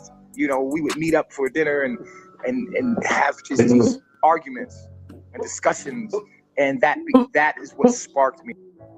Nature Boy said after having these intellectual conversations, he would go back to the barbershop and felt out of place. Slowly but surely, he began to distance himself from the barbershop and stayed home researching everything from natural science to astrology to black cultural history. He was too smart for As time passed, the feelings of wanting to leave Atlanta and move closer to nature became overwhelming. Nature Boy took the first step into ensuring his dream will become a reality.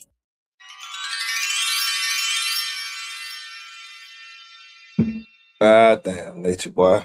We get to the good shit now, guys. In handling your own home repairs. Yeah, we got the projects. backstory. We get to the good shit now. We get to the good shit. When he got in that RV, he said he was going to travel or whatever the case may be. But at that time, I believe he was still seeing if Maisha was going to join him on the journey. Convincing Maisha wasn't hard. She was excited and looked forward to living on the road and making lifelong beat up memories on the with her road family. now. My husband's out here. Here's the RV. Let me show you the RV that we had. Okay. So here's the truck.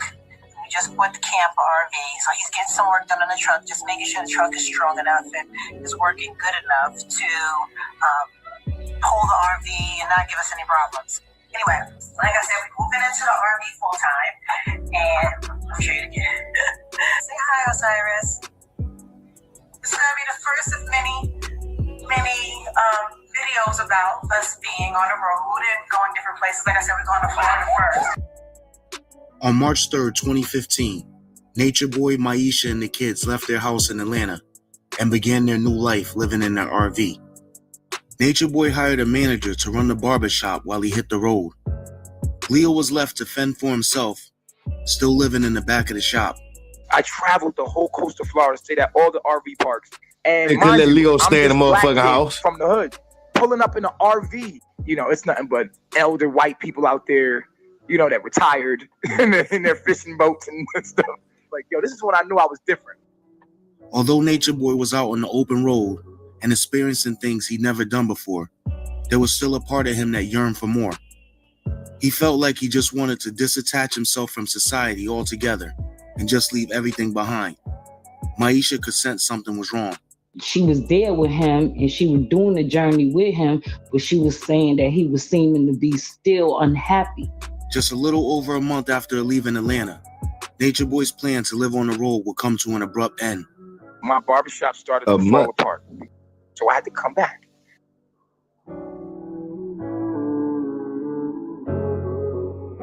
To be continued.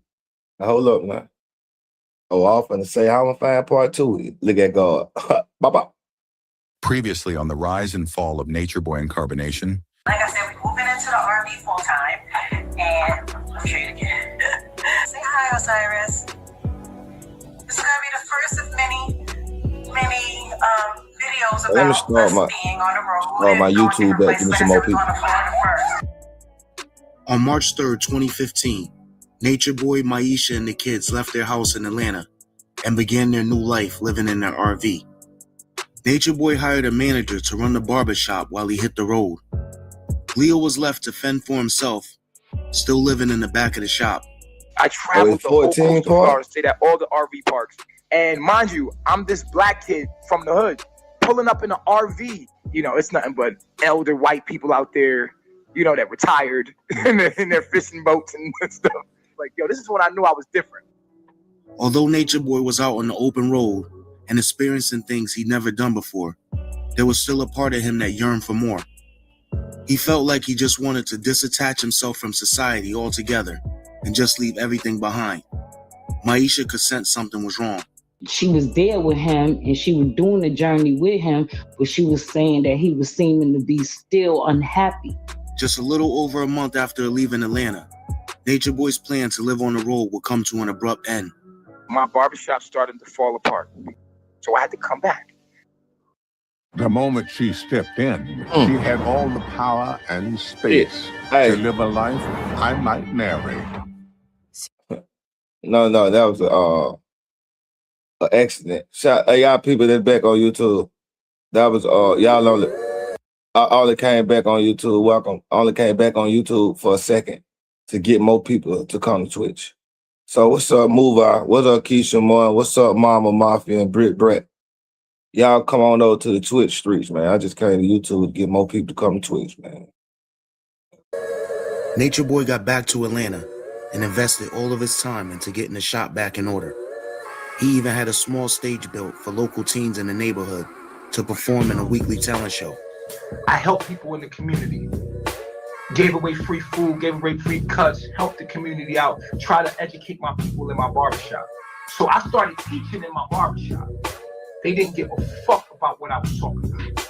It got to the point where I was playing educated spiritual videos in my barbershop instead of putting the game on. There was a couple of niggas that would listen, but a majority of niggas was like, yo, listen, man, I came here for Nobody want that bullshit you, man, listen, bro. give us drinks. Nigga. What happened to the drinks? The barbershop. I'm gonna be straight up. Nobody want no sissy in there philosophizing to them, tell them how they living their life wrong. And you done got to the top sucking dick.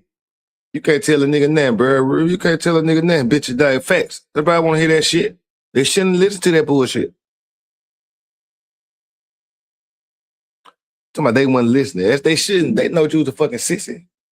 What they listen to you for? I wasn't my frequency no more. Nature Boy would leave the shop again, this time for good. Coming out of Florida, coming back to that, it gave me a headache after a while. Oh, yeah, yeah. Myself. Come on the Twitch, Brett. That's where we at. The manager would come to me, knock on my door on a Saturday, give me the blueprint. And with this time right here, having dreams and opening up realms where it was these dark beings. I was scared to fall asleep. Then I died. In my sleep, I died. And when I died, I came back, of course. But when I died, I stayed up for 3 days and I died. And when I died, I woke up in a hospital. I was in another reality, just as real as this one, in a hospital. And when I got back here, it made me question the fabric of reality, because it's like, that was so real.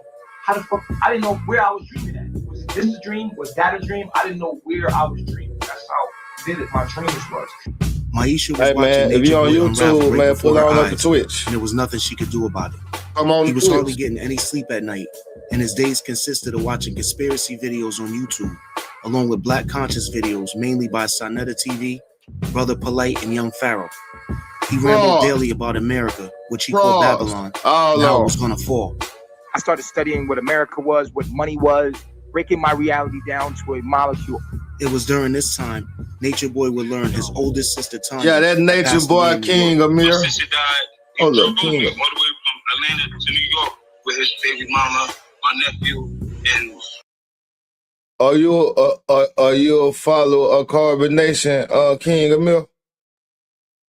You ain't in the documentaries, is it? You feel me? What else don't tell nobody?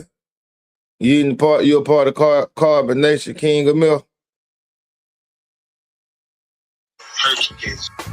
He looked at death at the time. Oh, you just so appreciate that, King Amir. Whatever the case may be, he really came like with a cold heart. He just came at the time because came back to YouTube and got me a subscribe. And Look at God. She was very supportive at the time because she knew Tanya, her and Tanya connected. After the service for his sister, Leo decided to stay in New York.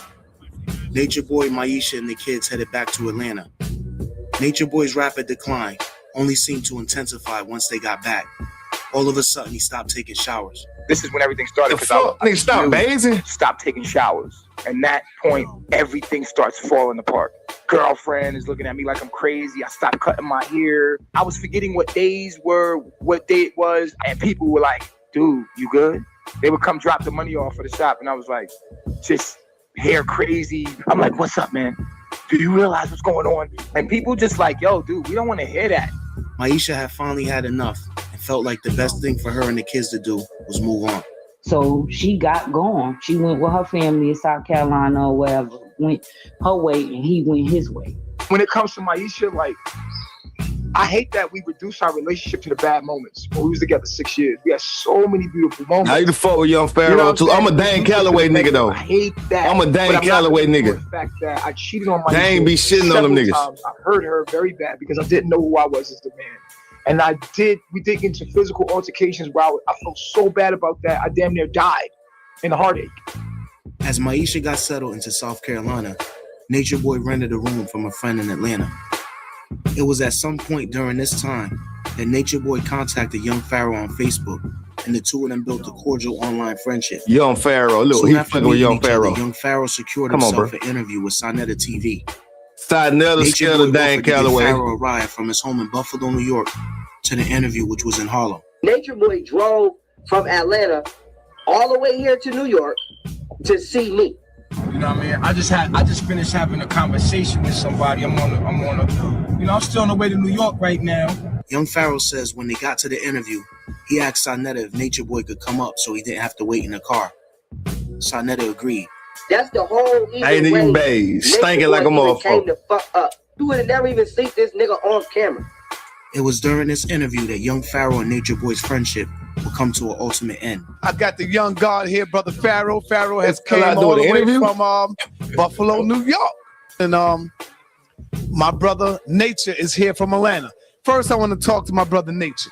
Why are you so infatuated, my brother? We're going back to Africa. Talk to the people. Facts. The tropical man belongs between the Tropic of Cancer and the Tropic of Capricorn. What does that mean? If you look on the map of an equator, at this time, Pharaoh is mad at Nature Boy because Pharaoh came to do the interview, but he brought Nature Boy with him. This is my first time meeting Nature Boy. This is my first time meeting young Pharaoh. And so Pharaoh is getting heated because I'm starting to ask him questions first. You can look at Pharaoh's face and be like, nigga, you getting the limelight, nigga? I'm the one brought you here. But I didn't know all this. I'm thinking they cool. I'm doing the interview. This nigga jumps in the interview, grab the mic. 1,300, maybe 1,500 people watching. We live. So I'm trying to be smooth because this is my first time being on this platform and I don't want my first impression, to be fucked up. So I grabbed the mic back from the nigga. Mind you, we never supposed to even had the mic. So somebody called in and was like, yo, I know that nigga gay. So Nature Boy gets to arguing, screaming at the top of his fucking lungs. It went laughing the fuck out of me on this live stream. Now I'm on fire because I'm feeling wild disrespected. Because I'm like, nigga, I don't even know you. At the end of this whole thing, the nigga is gay. Shit. And Nature Boy was getting ready to fight. So I had to let the nigga know, like, listen, I'm not trying to be egotistical. I'm not trying to do none of that. But don't ever snatch no motherfucking mic out my motherfucking hand, my nigga. So we getting into it. So now we arguing. So boom, we go our separate ways. That was my first and last time meeting the nigga. Although young Pharaoh and Nature Boy would never see each other again face to face, their beef was far from over. Once Nature Boy got back to Atlanta, he stayed mainly secluded in his room and dove deeper into spirituality and the wonders of nature. And I start asking people questions like, what are the trees? What are trees? A tree is a tree. Nah, nigga, what is a tree? Shit, a tree. What is a bird? It's a bird. No, nigga, what is it? See that he had stopped eating meat months prior, but now even plant vegetables weren't a part of his diet. I just, basically had a sixth sense to go to the fruit.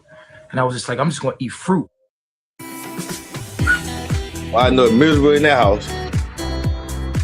Then eating goddamn like he a goddamn horse. CRM was great at tracking sales, but when the deal closed, service got a horse eat a little meat in there and then. I started arguing with vegans. Like, listen, we can't eat plants. I just knew things. I knew things. I didn't want to no longer be a part of anything that was destroying anything else, whether that was a person or a plant. Because I knew that all of life, I just had this vast respect. Yeah, this nigga crazy as a motherfucker. So life for me in Babylon became very uncomfortable because I knew too much. Going live on Facebook was still rather new at this time.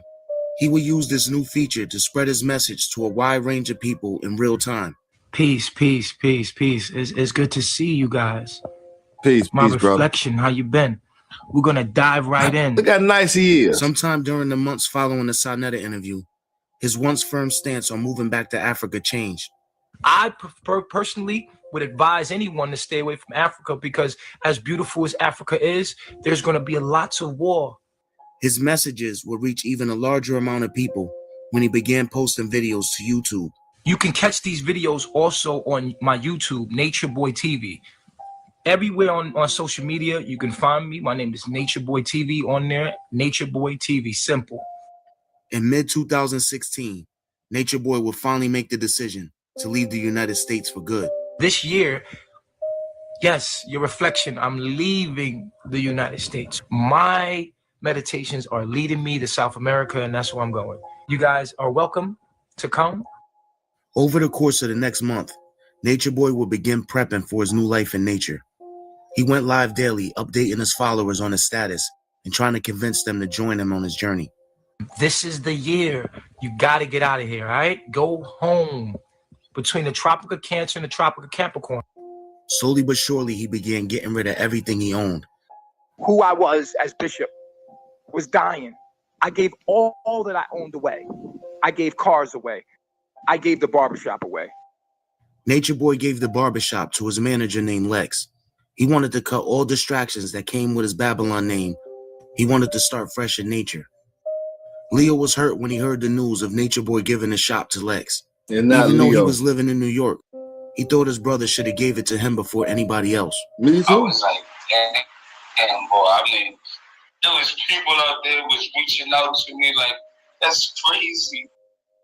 When one of Nature Boy's followers learned he was going to South America, she sent him a message telling him that her brother owned acres of land in Honduras.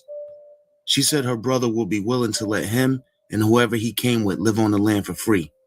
What? She also told him the land had 2 houses on it that would need to be renovated. Although Honduras was in Central and not South America, he couldn't refuse the offer. Nature Boy changed his plans and would now be headed to Honduras.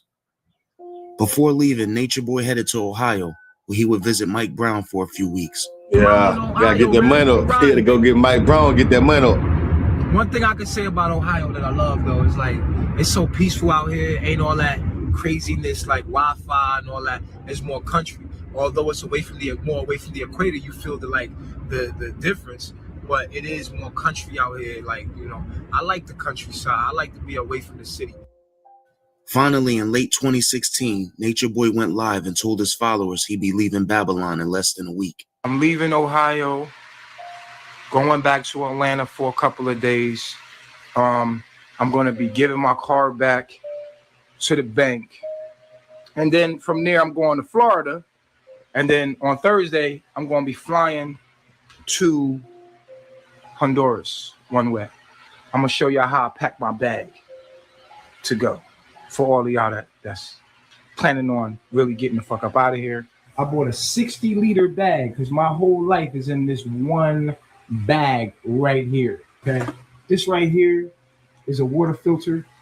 So basically, when you're in nature, you can basically take any kind of water and put it in a water jug and then slurp it through. Oh, yeah, he gonna die. Here thing. Well, he was. Got me a little the horrible plan he got. Set, just in case it goes down. And I need tools for some reason. Right there is my tent. This is my tent right here.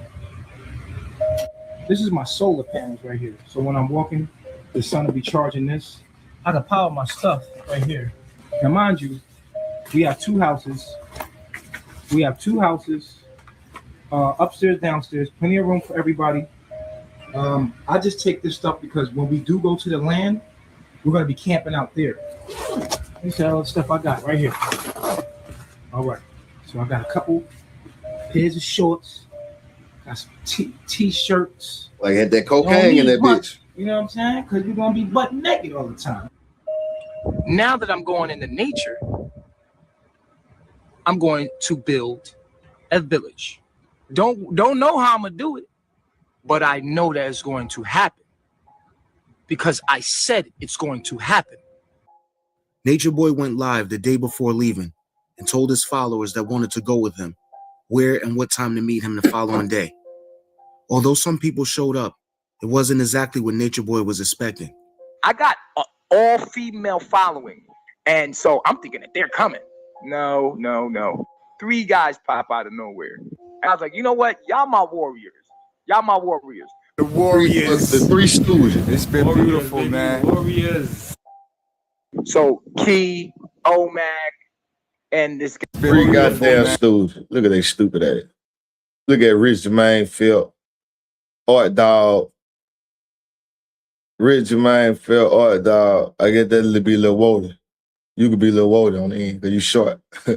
But you definitely Rich Jermaine Phil. You definitely Art Dog. Yeah, that Mook. Yeah, you can be Mook. Yeah, he can be Mookaroo, but I be Dabayama. Yeah, he can be Mookaroo. I already do that. Look at they dumbass and just showed the fuck up. Talking about the Warrior. Man, I'm disappointed in you niggas. I am disappointed in you niggas. Warriors. So Key, Omac, and this guy we called Starlight at the time. We left. Before boarding the plane, Starlight shocked Nature Boy by telling him something that would prove to be critical once they would arrive in Honduras. He says, I speak Spanish. I'm like, what? Like, yeah, I speak Spanish fluently. I'm like, what the? So I'm like, wow, this is all coming together. Then Key's like, yo, I brought $20,000. I'm like, $20,000? Like, oh shit, okay, cool. Like, okay, you're useful. Okay, come on in. And then Omac always had an eye for aesthetics. The initial movement was to start an eco-village in Honduras, but that's what the goal of it was at first. That's why I went out there. We all got on the plane. It was beautiful. And it's like it's like if you could think of me being guided, and everything that I need came with me jumping out with faith.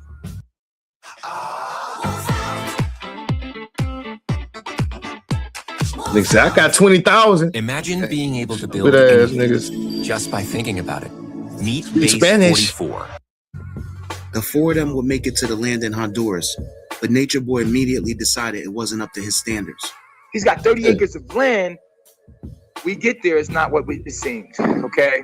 And I remember walking into his house. It was like his grandma's house. It was like all her old stuff knitted. It was like her old pictures. It was like one of these old creepy houses. I was like, dude, I'm not staying here. Nature Boy decided to rent a hotel room until they could find a house that was more suitable for him. They stayed at the hotel for about 2 weeks until they found an ideal property in Santa Fe. Got the house. It was beautiful. That 20,000 sure came to handy. Steve, who would later be known as Phoenix, was the man who owned the land Nature Boy decided not to stay on. He would join Nature Boy's group, which was now called the Ethereans, and moved onto the rental property with them. I invited people to come open-heartedly. Everybody come. Get you a tent. I got a big-ass yard. You can just, we're right under an avocado tree. We got a mango tree right here. We got a river in the back. Come on. And this is not a vacation. This is where we live. You're more than welcome to stay. You see, I got plenty of room. Bring your tent. Boy, was that a mistake. As Nature Boy posted more videos promoting living in nature, slowly but surely more people began to join. We just basically, you know, was opening our doors to anybody that wanted to join us, and it was unorganized as hell, man. A lot of people came because they were just coming in waves, bro. Like wave after wave after wave. Bro, I remember one point in time, me and Keith counted at least like 70 people at minimum that passed. A lot of people came. As more women began to join the group, Nature Boy would implement polygamy as a way of life in his Etherean tribe.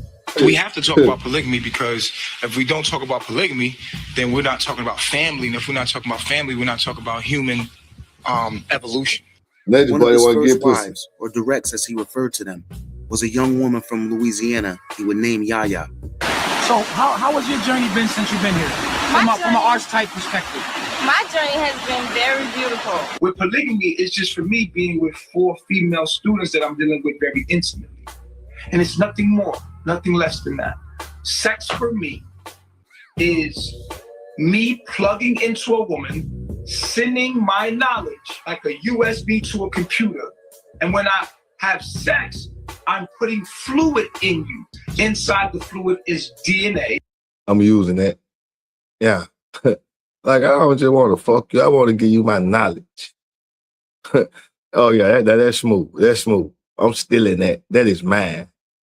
Yeah, I ain't gonna lie. Something good coming out this motherfucker. Something good coming out this motherfucking document. Yeah, I'm still in that. That's mine. Okay. I like that. On that DNA is all of the knowledge that I know, and you're now getting a direct transfer from my file into your ribosome, into your DNA. And if you do that enough, you can take me on in the knowledge point long enough to the point where I'm inside of you. The more people that joined the group, the more money Nature Boy spent.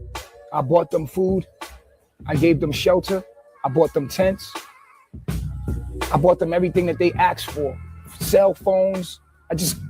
I gave people. I bought them dirt bikes and iPads and laptops and just food alone. You God, what you complaining for? The 20,000 Key had given was running low. Although Nature Boy was still getting $3,000 a month from Mike Brown, that wouldn't be enough to support everyone. Shortly before heading off with Nature Boy, Key had received a large inheritance. Now running low on funds, Nature Boy asked Key if he had any more money to offer. Key gave him another 20,000. God damn. Life in Honduras for Nature Boy and the group seemed to be going pretty well until an unfortunate event would interrupt everything. We got robbed in Honduras. We were in the middle of the street, broad daylight, and we get robbed for everything. Laptops, everything. Your phone, wallet, passports, everything. They took a truck of ours. Erica Carroll, a music producer from Atlanta, who Nature Boy would later name Blueprint, BP for short, was one of the earliest members to join the Ethereans. She was there at the time of the robbery and says Nature Boy was the first one to run as they were being robbed. we was getting robbed in Honduras, and he was the first one. Like he's the leader of the group. He was the first one to run. After the robbery in Honduras, Nature Boy and the Ethereans packed up whatever they could and left. They will leave us. The man named Nature Boy. His name ain't goddamn Superman. What the hell? Goddamn.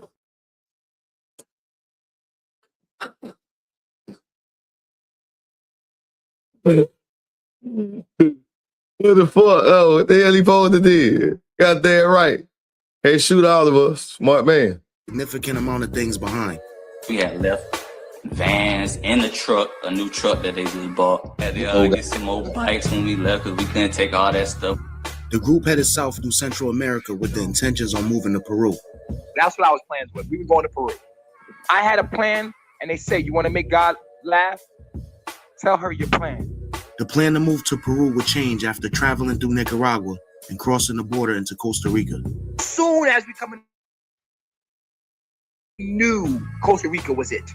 I told all the Ethereum, I'm like, look, y'all can go, man. I'm staying here, man. I'm staying in Costa Rica, dog.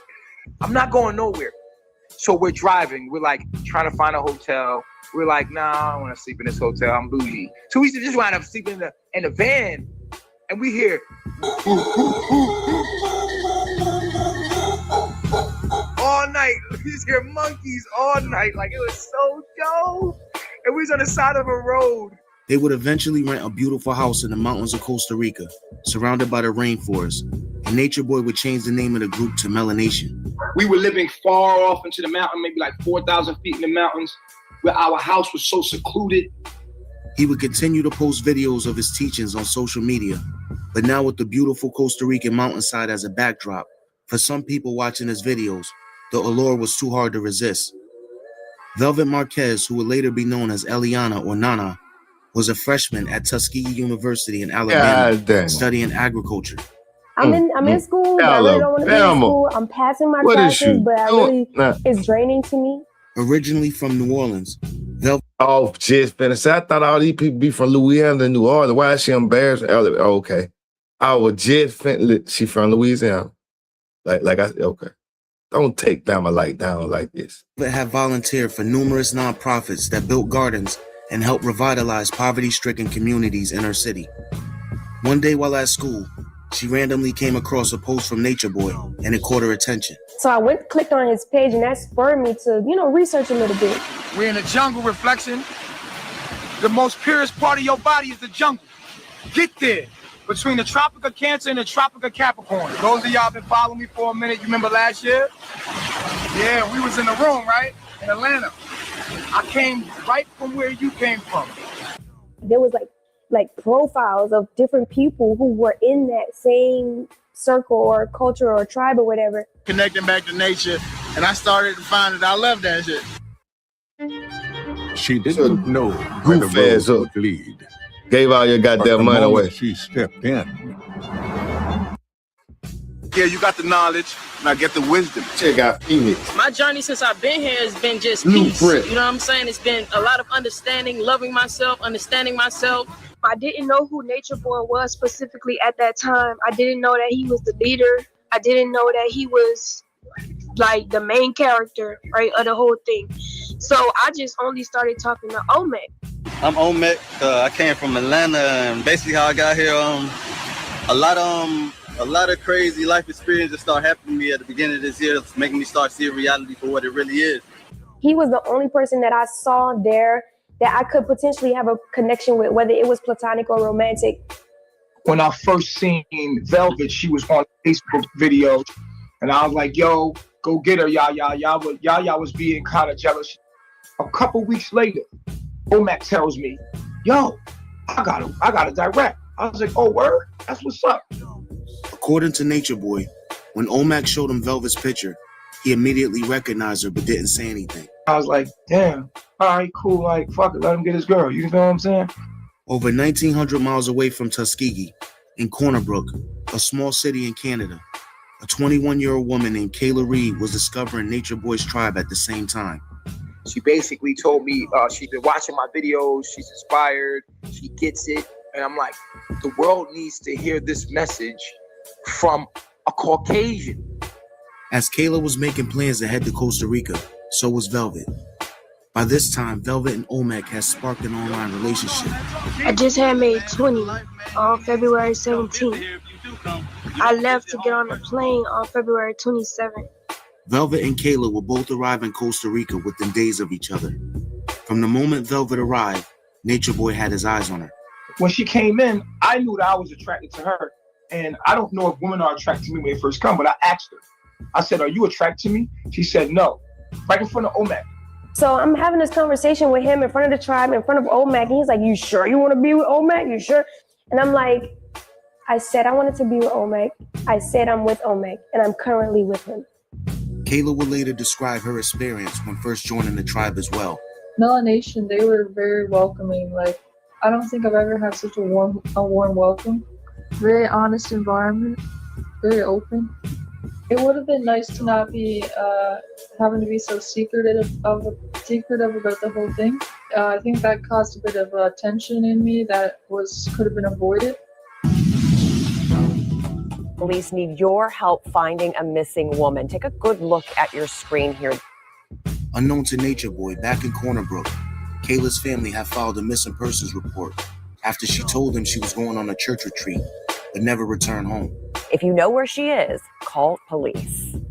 The following month, Kayla's family would spot her in a video posted on Nature Boy's Facebook page. Kayla was now going by the name Sunray, and her family was worried she was being held against her will. So Nature Boy took this man home. Now they hold the Sunray hostage. Nature Boy took this man home. What it do? Oh, I got you, Yoshi. It's tomorrow. You know I'm a fuck with it. Yeah. Do that. Oh, I got you. I just linked it up there. What up, Yoshi? I'm Ray. Yeah. White women too? How did you pop up here? Sunray. Ray's here. You got a white woman too? Isn't Nature Boy a prejudice? Yes. Isn't he racist? Yes. How does he have white people there? New Philly police would contact Nature Boy and talk to Kayla. After she assured them she was there willingly. So hold up. See, I had Whit missing for a second. So because he had a white woman in the mix, they called the police? Man, that's crazy. That's crazy. The police could do nothing because she was an adult. The police were calling, looking for her and stuff like that. And I was like, I made sure that she got in contact with the police station there in Canada. I also made sure that she got in contact with her Babylon mother, what we call the Babylon mother. Kayla's mother would do a sit-down interview with a local Canadian morning show, advising the public about Nature Boy and melanation. The media would run with the story, and for the first time, melanation would be labeled a cult, and Nature Boy was the leader. Kayla did call me. I was happy to hear that she was okay. But in the background, you could hear Nature Boy more or less telling her what to say. The conversation was very disturbing. She said that she has no family. She has no mother or brother or sister. It was very disturbing conversation. Sunray is she is the happiest that, she says she's ever been. She's actually afraid of the people that she ran away from. And I can't blame her. I don't mind her living with me. And she's good. She's a friend of mine. She's a family member of mine. We treat her with nothing but love. And we treat her with nothing but love. And it's her decision to be here with me and live as I do. And that's her right. But at the same time, I also know that I'm a black man. And she's a white girl. She's in a white girl form, and I'm in a black man body. Word is out that I am somebody controlling or manipulating her mind. And so I wanted to make that clear that that's not the situation at all. Despite Nature Boy's attempts at trying to clear the rumors, Kayla's family and the media had already set their own narrative. I thought they had this story and they basically ran with it because they don't really have much else to talk about. I think we can all imagine the anguish trying to find someone you love so much who vanished inside a cult. Questions remain, including why so many people would leave their families to join that cult in the first place. They seem to think or feel that they're on a kind of retreat and they're putting up tents and they seem to be so filled with celebration. What you think is community, what you think is love, is a disguise for something much darker. The world sees as this little white girl that is being held captured by this angry cult leader black man. OMG. I'm dead. Now that fucked up. That bitch came around and fucked up everything, huh? To get started in data analytics, you don't. They say this a goddamn 14-part series now. Hold up. There we go. We got part 3 right here. Boy incarbonation. I think we can all imagine the anguish. We're gonna see what out of part 3. So much who vanished. We're gonna take a break out of part 3 cult. and get we'll get back on this tonight. Why so many people would leave their families to join that cult in the first place? They seem to think or feel that they're on a kind of retreat and they're putting up tents and they seem to be so filled with celebration. What you think is community, what you think is love, is a disguise for something much darker. The world sees as this little white girl that is being held captured by this angry cult leader black man. OMG. I'm dead.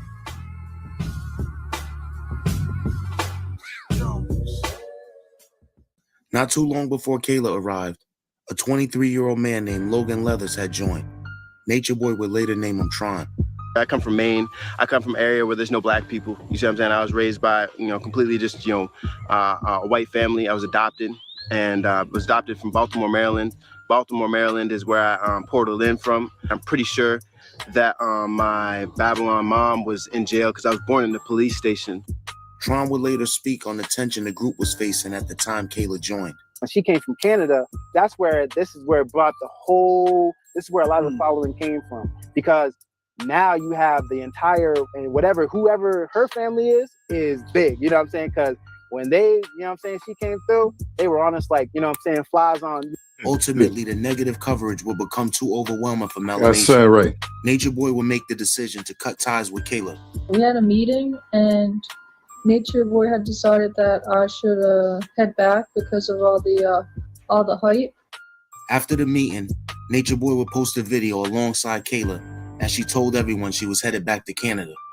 Yeah, I'm going back to Canada mainly because of the safety of us. I don't want anybody getting hurt because I'm here.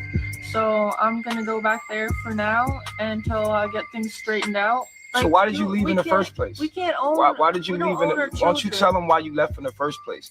Did I call you like, hey, come join us, be here with us? Am I controlling and manipulating your mind? I was gonna leave Canada even before I found Nature. The attention around Kayla leaving Canada to join Melanation was huge. So that's where that's where BBC came in, you know what I'm saying? BBC did a whole documentary. If Nature Boy is not done talking or done doing this, then we don't go to sleep. They see him as like their master teacher. You don't disrespect the master teacher. It's a cult. It is. You get caught in the attachment, the emotion. So I literally gave my money to him. How much money did you give? Well, I just gave him my debit card. The people that you see talking about me online, I spent my money taking care of them. I took my money, my money that was given to me by Key, about $300,000. Your money that is given to you by Key. In Costa Rica, Key gave $300,000. His entire inheritance, Man, which equals more than $300,000, and Nature Boy spent all of it. Key, I fucking hate Key. how much money did I spend? 300,000. 300,000. I fucking hate Key. 300,000. I gave $300,000 plus more. Yeah, now you're an ex-member. Plus number. I'm just leave it at plus. I got the $300,000. Man, I fucking hate Key. Gone now. I'm gonna tell the truth about it. You use your wizardry like you know how, and you cast your spells. Of course, Key is young. He gave you 20 grand. You spent that up. You asked for 30, and you pissed his money off away. You made every purchase. You said buy this, buy that, buy that. So why I gave $300,000? Yo, it was crazy. It was like nobody else was like diligently, like telling people to move out of the country, you know, inspiring people, motivating people, providing all this knowledge, providing all this wisdom, you know, like, it's like, damn, you know, I wanted to be a part of that, my nigga. Like, and I looked up to him and I was following him for Like you used them a while. 300,000. And I started applying the knowledge to my life. That was my hero, bro. I learned about diet. He enlightened me on the epigenetics, you know what I'm saying? He put me on to 300 motherfucking thousand. I can't get $20 out these motherfuckers. This shit crazy. Motherfucker got 300 motherfucking thousand. Donations, gifts, donations, gifts. And he still up a smile. He look broke as fuck too. He could use $1 or two now too. Man, Key, you deserve it. Fuck one. astrology, learning myself, studying myself. You know what I'm deserve saying? everything. And then he was starting a movement with that. I wanted to be a part of it. I wanted to support that. I wanted to support the man that's making a movement. I want to support that movement that changed my life. Yes, all the money I had, I want to support that. I felt that in my heart, like it was the right thing to do. Like I was doing the right thing. So no, I don't regret none of that money that was given. You don't? That was spent. I don't. I bet It you would be commit around this suicide. time that Phoenix would part ways with Nature Boy and Melanation after Nature Boy started flirting with his girlfriend behind his back. He was doing things with, you know, the women over here, and, you know, Phoenix has his girl, and, you know, this dude Nature Boy was kind of like, you know what I'm saying, trying to hit all his girls. So it became more of a thing where this dude Nature Boy is dealing with a lot of sex forces. If they got in a fight, the dude got in a fight with this dude, not actual physical fight, but argument. Melanation would continue on their journey, and some new members would join along the way. One of those people would be a young woman named Stephanie from West Virginia. Nature Boy would first name her Fury, but later change her name to Serenity. She would become one of Nature Boy's wives. Yes, it has happened. I quit my job. I didn't even give him a 2 weeks notice. I ended up finding a video by Nature Boy TV. I just continued to watch him and follow him. And before I knew it, this life that I lived was a lie. We should not be in this environment that we're in, and I will say United States. So I quit my job because I found my purpose. My purpose is to leave Babylon, go to Costa Rica, go back to nature, go to the jungle, and live this life and spread this message. Today we want to introduce Nature Why do you find these crazy bitches? Not long after Serenity's arrival, Yaya decided to leave. She'd been struggling with polygamy since she first joined. Although she did participate, her heart wasn't in it. To me, men are using polygamy as a way to get pussy. get what they want. Yeah. You know, I don't see how it benefit me. But polygamy was only one of the reasons she would finally leave. Behind the scenes, Nature Boy had started to become abusive. It was a lot of verbal and mental abuse. But when the abuse started to become physical, Yaya wanted no parts of Melanation anymore. The last time things got physical, BP witnessed it. He slapped her up and punched her a couple of times, and then Oh. he told her to go in the tent and give him. How you ain't help? You like you could whoop a nigga ass. So that was the breaking point for me. BP and Yaya would both leave together. Yaya would go back to her hometown of New Orleans, and BP would go back to Georgia. It wouldn't be long before Nature Boy would have another wife join. He would name her Pocahontas. Look at my beautiful queen. Although Nature Boy was unwavering when it came to all of his wives agreeing with polygamy, it was strongly discouraged for any of them to have kids. You couldn't have children as a woman. If you had a child, it was a curse from God. It was your karma. In Melanation, he believed that the Black woman was God, you know, the archetype, and that when you are of a high frequency, when you're God, there's no need to procreate. So on this frequency, right, if we're not supposed to be reproducing, because he said we're not supposed to be reproducing, then still, why do you need all these wives? Why? I don't understand it. Despite Nature Boy's strong opposition to women in the group having kids, they gave everybody Pocahontas was pregnant STDs by him just a few months after joining. And when she got pregnant, he was like, all magically like, oh, we need to have kids, you know, and then he started pushing that. So like certain things just started changing over time. It was around this time that Nature Boy would have the internet in a frenzy for a statement he made regarding his son. You know why I don't let kids around me, other people kids around me? Because the way I am. See me, I like to be naked. Let me tell you a little something about Nature Boy. See, me, I'm a real human. See, my kids, when I see my son, this is how I treat my son. We naked together. My son started being ashamed of his body, and I seen it happen. I didn't want that to happen. They made him ashamed of his body. They showed him that he was naked. I did not want him to know he was naked. I said, son, look here. I didn't even want him to be in a world where he knew he was naked. I wanted my son to be so. That's how Eve got fucked up. They know they got a story about this in the fucking Bible, bro. Like, here you go. They got a story already about this. Like, you feel me? Listen, bro, I don't want to go around my goddamn day naked. Like, come on, man. This nigga is deranged. When is he gonna start dropping some fucking knowledge so I can be like, well, I understand what they probably like. I don't listen. When is he gonna start dropping some fucking knowledge? That he never knew he was naked. I take bath with my kids. What the I'm fuck? naked with my kids. I have sex in front of my kids. Man. I never be ashamed of sex. Nah. You can't do that. Now hold up. That's what I'm saying. Every time I stop to say something about one thing, Asala, he just say something else that shocks me. Like, come on, you gotta slow it down with this shit. So I make the kids watch me fuck. Yeah, they terrorized him in jail. My son be breastfeeding and I'll be making love to his mom. That's What me, the bro. fuck? That's how What? I get down Hold around the fuck kids. up. I try to keep their purity. I don't want to take their purity away by covering myself up. They're going to be ashamed and cover themselves up. And I'm pure at heart. So you can think in your that mind, nigga if I let said- another kid here, I'm going to have to change the way I am so that Why your his kid son can be breastfeeding, he comfortable be hitting around the me. mama from the back? No, I'm going to be naked as fuck in front of your kids. My son comes up and grabs my penis. What the fuck? I let him grab my penis. I had sex with his mom. I'm making love to his mother. After I'm done, I'm laying there chilling. He grabbed my penis. And he's playing with my penis.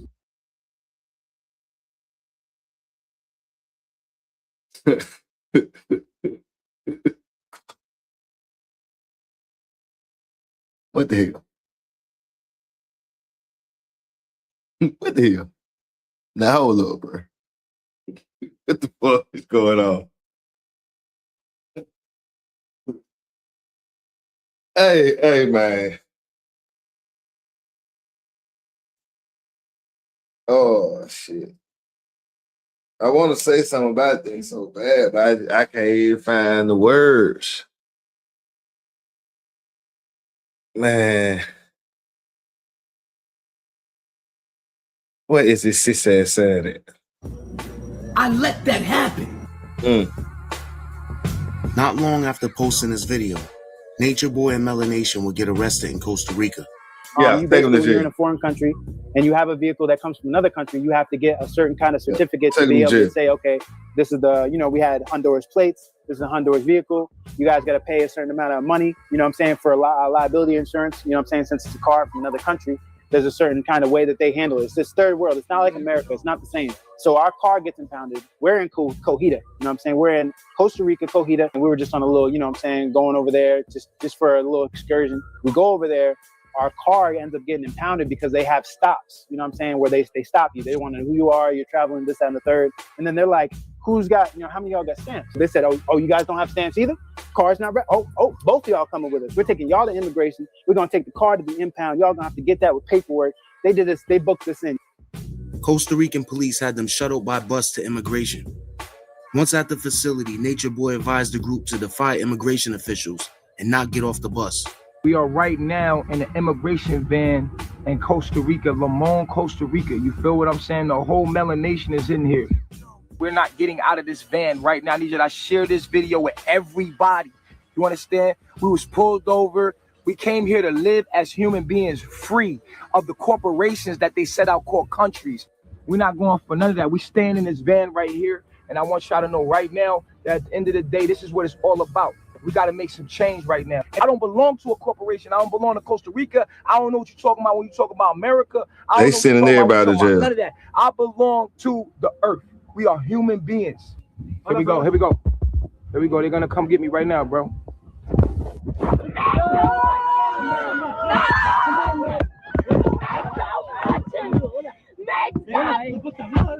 Get out the back! Get out the fucking house! Get out! Punch his ass. The hell you mean don't punch him? Follow the goddamn rules. We are in jail. We go to trial, but we will be free very soon. Keep our men in your prayers. See, they are down there. Yeah, they asked for this. Hey! Are y'all awake? Y'all on camera, say something. Let them know. Let she get her phone in there. They may have beaten us. They may have left bruises, but we will live for the truth. And I just wanted to let y'all know we are okay. We're vibrating higher than this place. They don't even know. Oh, this retarded. They said we are higher than the place. You bitches are inside a fucking cave. Nappy head floozies is what you are. Nobody calling they got their house. Everybody know they have napped out there in a higher place. Man, you better sit y'all crazy ass down. So I'm glad y'all was able to make it out of this. They may have beaten us. Look at everybody have they may napped. have left bruises, but we will live for the truth. And I just wanted to let y'all know we are okay.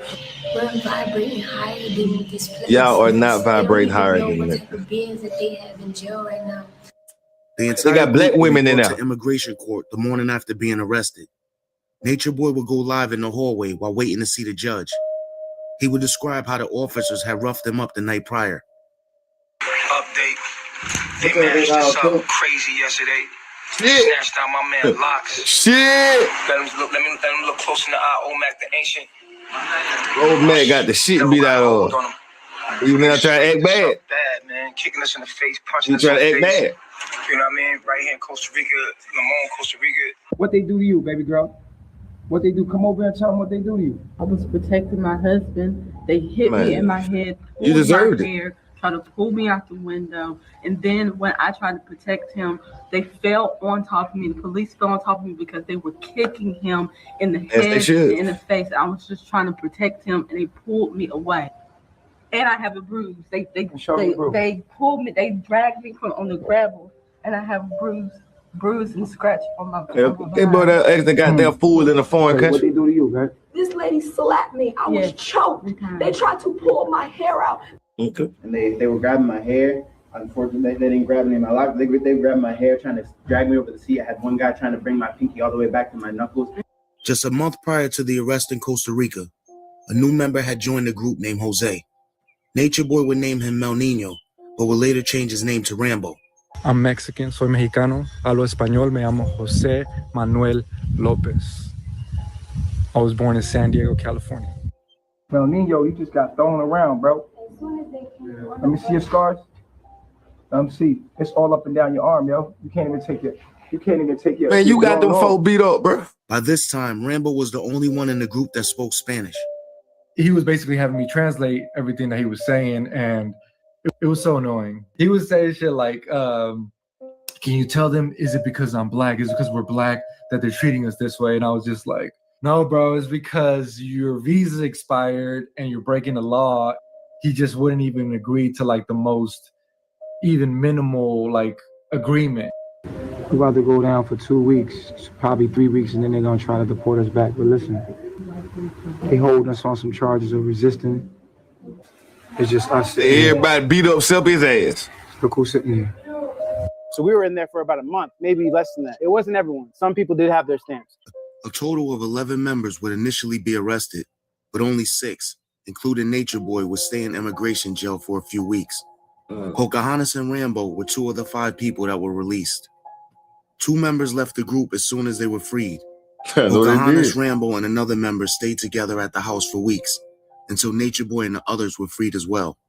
What the internet would later dub Wafflegate was sparked by a phone call Nature Boy made from jail to Pocahontas. When she answered the phone and handed it to Rambo, Nature Boy went crazy. He immediately snaps. What are you handing the phone for? I was like, well, I have to eat, babe. You know, I'm pregnant. I need to get some food. I'm trying to eat this waffle. A waffle? You know what? You gotta go. You gotta fucking go. We don't eat waffles here at Bella Nature. And I'm sitting here like, over a waffle?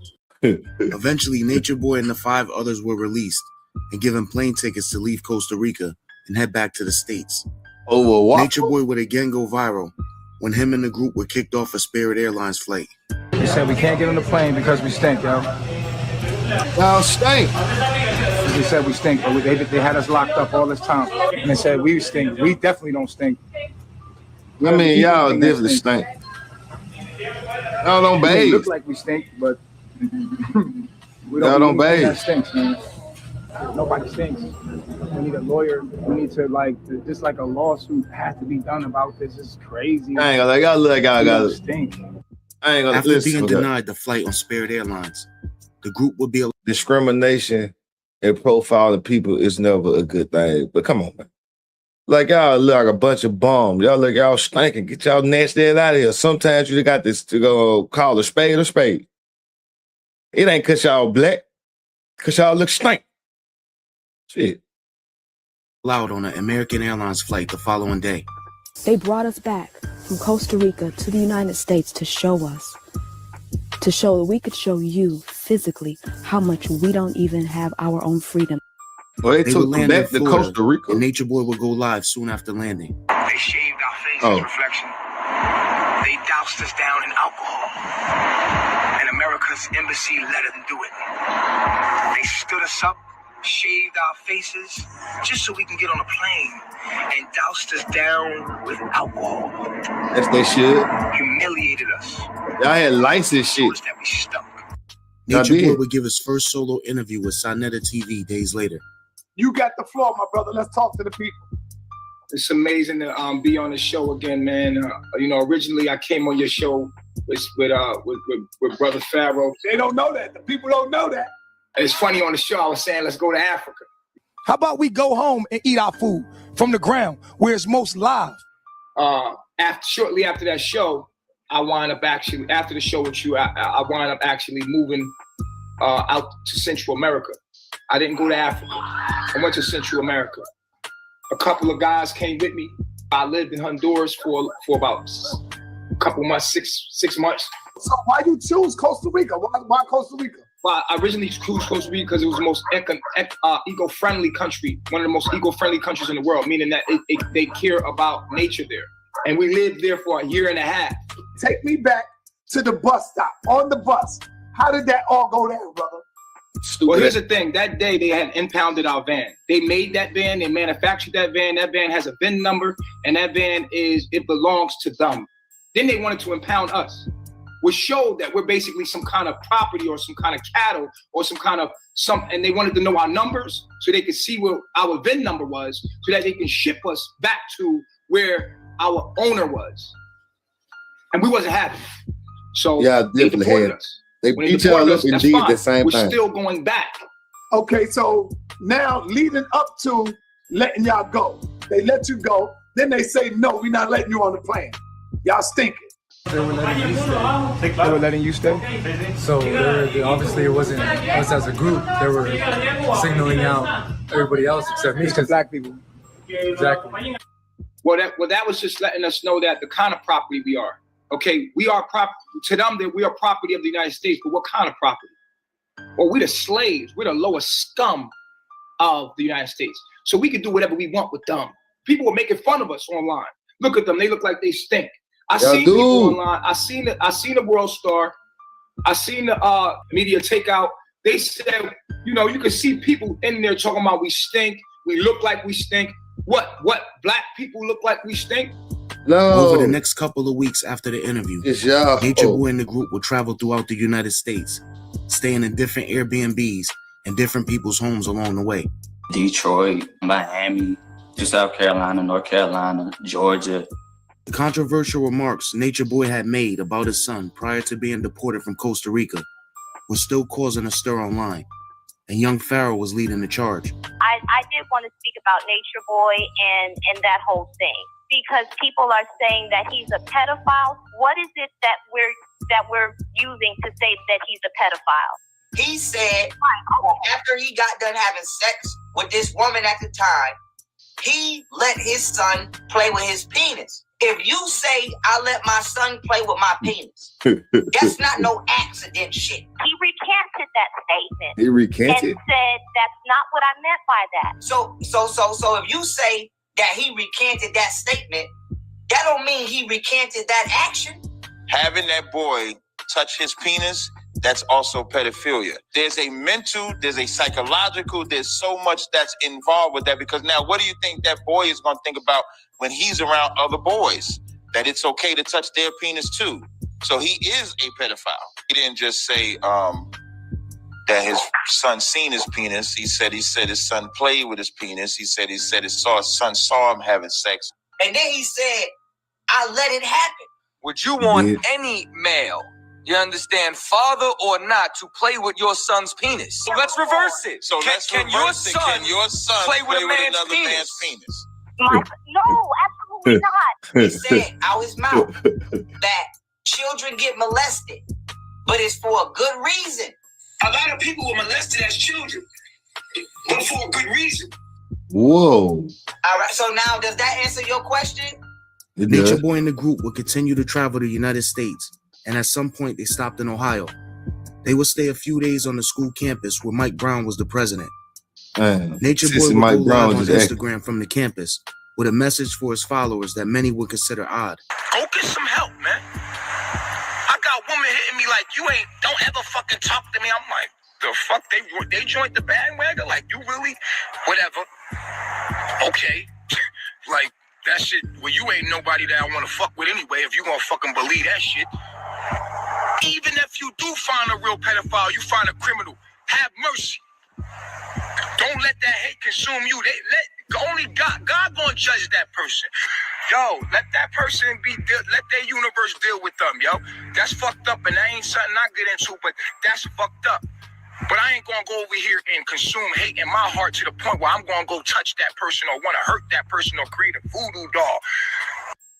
Although Nature Boy and Pocahontas were still at odds over the waffle situation, she felt obligated to get online and defend him against the negative attention. As most of you all know, I am Pocahontas Lavi. I am Nature Boy, Master Teacher Nature Boy Starrett. And I've just sat idly by and watched the allegations, and I did nothing. I received a lot of messages in my inbox, and a lot of you all were saying that, I only noticed him until this video and until I saw the hashtags pedophile. You have to be on a very low vibration to even find someone on that frequency just because of the words pedophile. I've never searched it. I know for a fact that he has a pure heart. He has pure intentions. He's done nothing but show me myself and help me grow as an individual. You gotta be some low vibrational motherfuckers to think that, this bitch done flipped it on us. Oh, we the nasty motherfucker. We low vibrational now. My goodness. Help me grow as a being. And he's greater than Martin Luther King. He's greater than Malcolm. He's greater than Martin Luther King. What you will not do, and what I will not allow you to do, is defend man of Christ consciousness. By any means necessary. There are no children here except the one in here. Okay? There are no children here. None. There are no children here. And the allegations are 20 billion% false. Pocahontas will receive criticism for defending Nature Boy, but she never responded to the critics. When you're faced with some of this stuff, if you don't speak out, I'm going to look at you funny. That dialogue and that justification and trying to find some kind of fucking excuse is why pedophilia exists inside our communities. She is literally trying to justify this man, Nature Boy's pedophilia tendencies. Like, you can't justify this in any type of angle, man. Regardless of the fact Pocahontas defended him over the allegations, within a week after posting that video, Nature Boy kicked her out of the group. One thing that I do know, having studied Eligio, is that Eligio is unpredictable. Although Nature Boy had harsh critics due to his comments, which was to be expected, he also had many people defending him. One of those people was a young man named Dalen from Baltimore, Maryland. He would post a video to YouTube that would get Nature Boy's attention. Let me see what the fuck Dylan got to say. Community criticizing, judging Nature Boy. He look like Rich Jermaine is Phelps. Not a pedophile.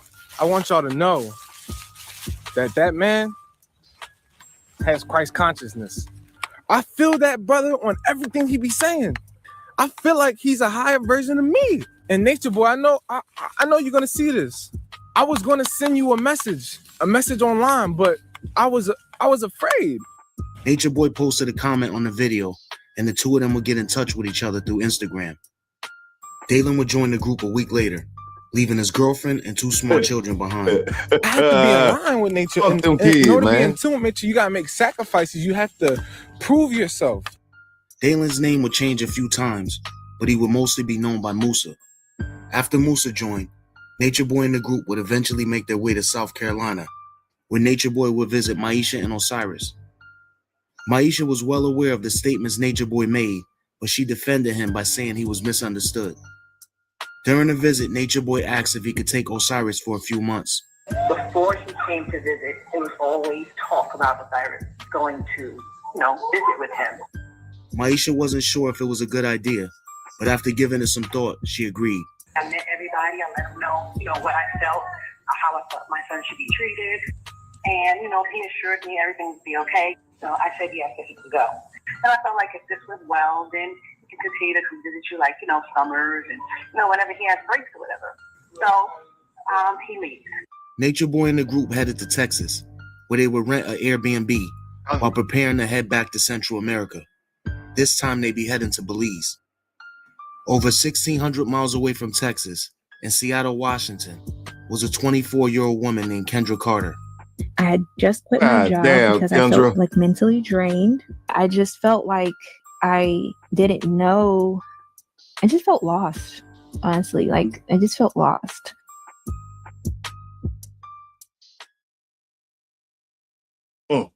Goddamn, Kendra. Let me see. We're gonna just put that in the algorithm. The Planet Fitness Black. Stop it right there. Hey guys, we got the return. You feel me? Shout out to Nature Boy, man, for this weird shit he got going on. For making me some nice content. Glad I bumped into you, brother. Glad I bumped into you. And we will continue on this a little later, guys. I'll be back, man. Y'all come back and fuck with me in a minute, man. You feel me? And also, guys, hold up, man. Nature Boy had a nigga give him $300,000. Donations, gifts. Like, man, one person came up with $300,000. I wouldn't feel comfortable leaving empty-handed, but here we have it. But you feel me? I gotta work. I gotta step my game up. What the fuck is he got? Hey, yeah, I gotta get it together, man. But I'll be back, y'all. I'll come back forward.